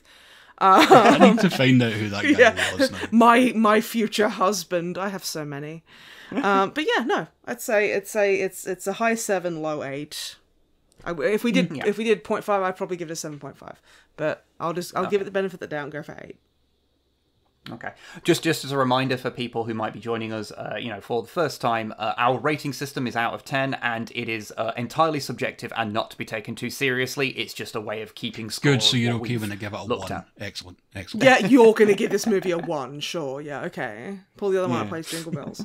And also, in the comments, we would like to hear what you rate Wrath of Khan. We are very interested in seeing what you got to say. So, Longfang, as our guest and a fellow Star Trek person, what rating out of 10 do you give this, and what is your overall thoughts of the movie? I'm going to give it a 9. Solid. In terms of just as a movie, I think this is brilliant. There's no point at all where it feels like the pacing is off. It just flows, and it's such a quick watch for 2 hours. Yeah, I was surprised it was 2 hours. Honestly, it felt like there's no point where it feels like it's slowing down. It's just go.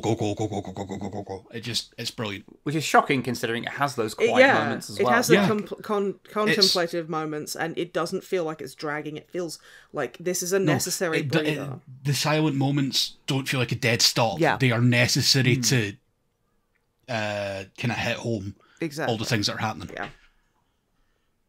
I love this movie. It's not my favourite Star Trek movie, but I think in terms of like, this is a good movie, it's probably the best one. Yeah. What? Which one is your favourite? Just out of interest. First Contact. Fair. I judge that by that's the one I can watch more often. Fair. It is one of the most watchable ones because it is a straight up action movie. Wrath of Khan tends to be like, I need to be in the mood to watch Wrath of Khan. Whereas First Contact I can put on in the background and just vibe to. Yeah, I get that. Okay. Any other notes? No, I think that's me. I'll talk someone's ear off later about it, probably. Okay, what about you, Wibblet? Right, so this is I find it hard to pick like favorite movies or things like that. Like I tend to kind of pick it's more like, oh, what's my favorite of this franchise or this genre, or, like or that. How you're feeling that generally day. get. Yeah, but like when it comes to like the overall things, I find it really hard to pick. But if I were to pick, Wrath of Khan would be in the shortlist of my favorite movies ever. I think that's fair. It's easily my favorite Star Trek movie. You know what I just remembered? There's another favorite Star Trek movie I have that's also very good, and it's Undiscovered Country. God damn it! You lied to Yeah, us. also good. Also There's good. too many. Also Like good. those three are the best. Like, ugh. Yeah, yeah. And yeah, I remember, I think what really cemented it as to how much I loved it is that when I did watch Star Trek Into Darkness, the pseudo remake of this. Why are you doing this? Why? He likes Absolutely. pain. It's the one time I've actually watched it. I've only ever watched it once. And I watched it, and I had such a visceral reaction to it. I instantly afterwards went and watched Wrath of Khan. And just to like look at it in terms of, okay, what makes this good but this other one not? And the quiet moments, especially, that we've talked about, like the moments that it was willing to slow down, that it felt like it had so much more respect for me as a viewer, and it just on just every level, it was just so much better. And I would like to say it's not because of like the new actors playing characters. I actually love Star Trek Beyond. Star Trek Beyond is one of my favorite Star Trek movies, Beyond. and that's Da, da, da. Every time I hear it. And that's the last of the Kelvin timeline trilogy. So far, they keep talking about another one, but yeah, I think after this much time, it's unlikely. But yeah, I love this movie so much. It is a highlight. It's like I think it's also a very easy on ramp to Star Trek as well. Yeah. Because it's modern enough that it doesn't have the cheesiness of like the 60s stuff. yeah, you have to. I think for TOS, you have to enter into that like you're watching old Doctor Who, where it's like you expect it to be cheesy. You have to kind of like put your brain into the time frame. Whereas this was a lot easier to slip into and just watch. Whereas it's easy to go from this run of movies, and you can. I like the motion picture, but you can avoid the motion. picture. You can not. You can watch that when you want to experience it, but you don't have to watch it. Yeah, you don't have to. There's nothing important that happens in it that is relevant to the rest of Star Trek canon, to be perfectly honest. Unless you play Star Trek Online, in which case you might need to know some stuff. But that's neither here nor there. But like, this is a great on-ramp to watch it. If you want to watch the rest of the run, great. And then this leads perfectly into like the late 80s, 90s run of Star Trek, of Next Gen, DS9 and Voyager.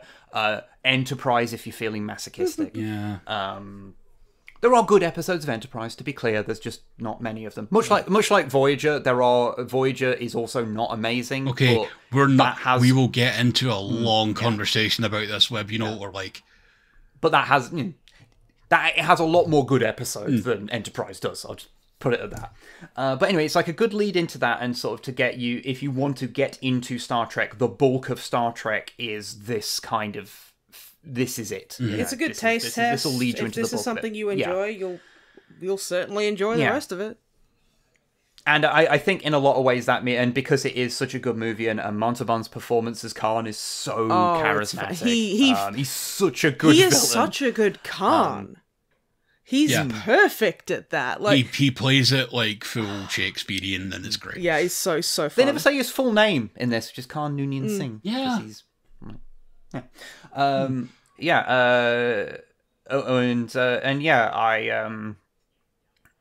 I sat down, and the reason I've got this kind of preamble is because now I have said previously, like, I think it is like giving a movie a 10 on this rating is going to be so incredibly rare, because there's so few movies, that even ones I absolutely love, that I can honestly give a 10 to. But I was sitting down, and we enjoy films that are kind of bad sometimes as well. Yeah, so, we're allowed to. Yeah, I was going to comfortably give it a 9, like without even thinking about it, because it's one of my favorite movies. And I think it is a very well made movie, especially considering the circumstances around it. But then I earnestly asked myself and said, if I was not to give Wrath of Khan a 10, what movie would I give a 10 to? Just give it a 10. Yeah, no. And I honestly couldn't think of one. And I was like, ultimately, it doesn't matter. It's a subjective thing of a rating that doesn't even matter. Does. So I was like, Objective. fuck it. This is getting a 10. This is it might be the only time I ever give anything a 10. So that means that Wrath of Khan becomes our new best movie we've watched, according to our entirely subjective metric, with a 9 with a average 9 out of 10. Oh, that's good. There you go. What was the previous? I think it was a tie between Mask of the Phantasm and Hunt for the Wilder People, which both had an 8.7. Yeah. So yeah, it goes above those, and you know what? I'm okay with that. Yeah, yeah. I love this movie. It's a good movie, and I will probably watch it a dozen more times before I die. So, you know. Or a dozen more times this week. Yeah. Well, I don't think I don't swings and actually roundabouts. tend to rewatch movies super I do. often. Okay. So, like, I think that does mean that, like, the ones that really resonate with me, really retain that, because I watch them so infrequently, like, they always have a shine on them, you know? But yeah, no, See, I'm great gonna have movie, to, like, love it. Make Snipe watch the rest of them now. No, you. Yeah, that is actually a question. No. Yeah, Snipe, would you be interested in watching more Star Trek? Like, having Professionally? No, because this is the best Either. one, so. Well, seeing I mean, as like 2, 3, and 4 are an arc, that's what I was thinking. more than anything. Maybe. Yeah, I think you will. I think you will enjoy the rest of Christopher Lloyd's in the next one. Okay, As Klingon. okay, you're selling He's the it. villain in the next one. Okay. Yeah. Yeah, I guess I gotta. Yeah, And see, I got you. The I got you. fourth one's a light-hearted adventure comedy almost. Oh, okay. Yeah, it's kind of wild. It's a palate It's fun, cleanser. though. Good, okay. Yeah, and they fly around in a Klingon bird of prey, which is Pretty dope. according to our old podcast, God, the best ship in all of Star Trek from our democratically selected. I remember voting in those polls. I did my part. Yeah, so what I was going to say before we wrap up, so we need a few little things to sort out before we say goodbye, which is, one, next episode we'll hopefully have a guest again. I'm not 100% sure who it'll be at this point, but what the movie to be selected will be by Snipe, so what movie are we watching next time? Oh no. The 2021 Nicolas Cage film, Willy's Wonderland. That's the Five Nights at Freddy's-esque That movie is better. that's not Five Nights at Freddy's. Better than five. I haven't seen the Five Nights at Freddy's movies. Ain't need to. This movie blows that movie out of the fucking water because Nicolas Okay, Cage is cool. in it. I have not watched it, so I have at it. least I will be completely I have it on Blu-ray. completely new to it. Oh, Godspeed, Web. It's a Nicolas Okay, Cage movie. excellent. You are going to get fed and love it. Trust me. Yes, like next, Ghost Rider. I'm more thinking about the recording session for it. You'll be feral. When am I not? Okay, excellent. Right. Okay. Do just want to say that if you have enjoyed listening to Longfang in this episode, Yeah, hi, where I'm here. can Hello. Longfang currently be found on the internet if you wish to hear more Longfang? You can hear me in Hunter the Parenting. You can, but what about your true. social media I play pluggables? Harry, just saying. Twitter at Longfang91, Blue Sky's the same, however you type that in. I don't know Blue Sky all No, that you well. are just at Longfang on Blue Sky. Am I? Yeah, I added you the other day. Thank so. you. I always forget. And Longfang91 on Twitch, where I stream. I'm actually going to be streaming Tonight on for the day us. of recording. Yeah. Yeah. In 2 hours. Yeah, there'll so, be- oh god.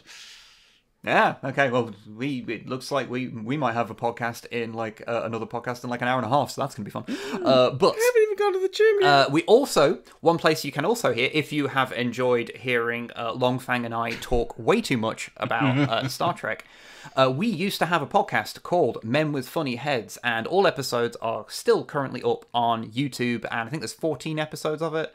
So if you want to hear more of this particular vibe of things, there's... If you want to hear us 14 complain odd. about Gene Roddenberry's Andromeda. Which, Yeah, the first episode was the first 2 episodes of Andromeda, wasn't it? Yeah. Oh, that was rough. Yeah. We watch like sci-fi series and sci-fi movies, and we occasionally did very silly things where we'd like get people to vote on what the coolest ships were in a franchise, and then talk people through the results.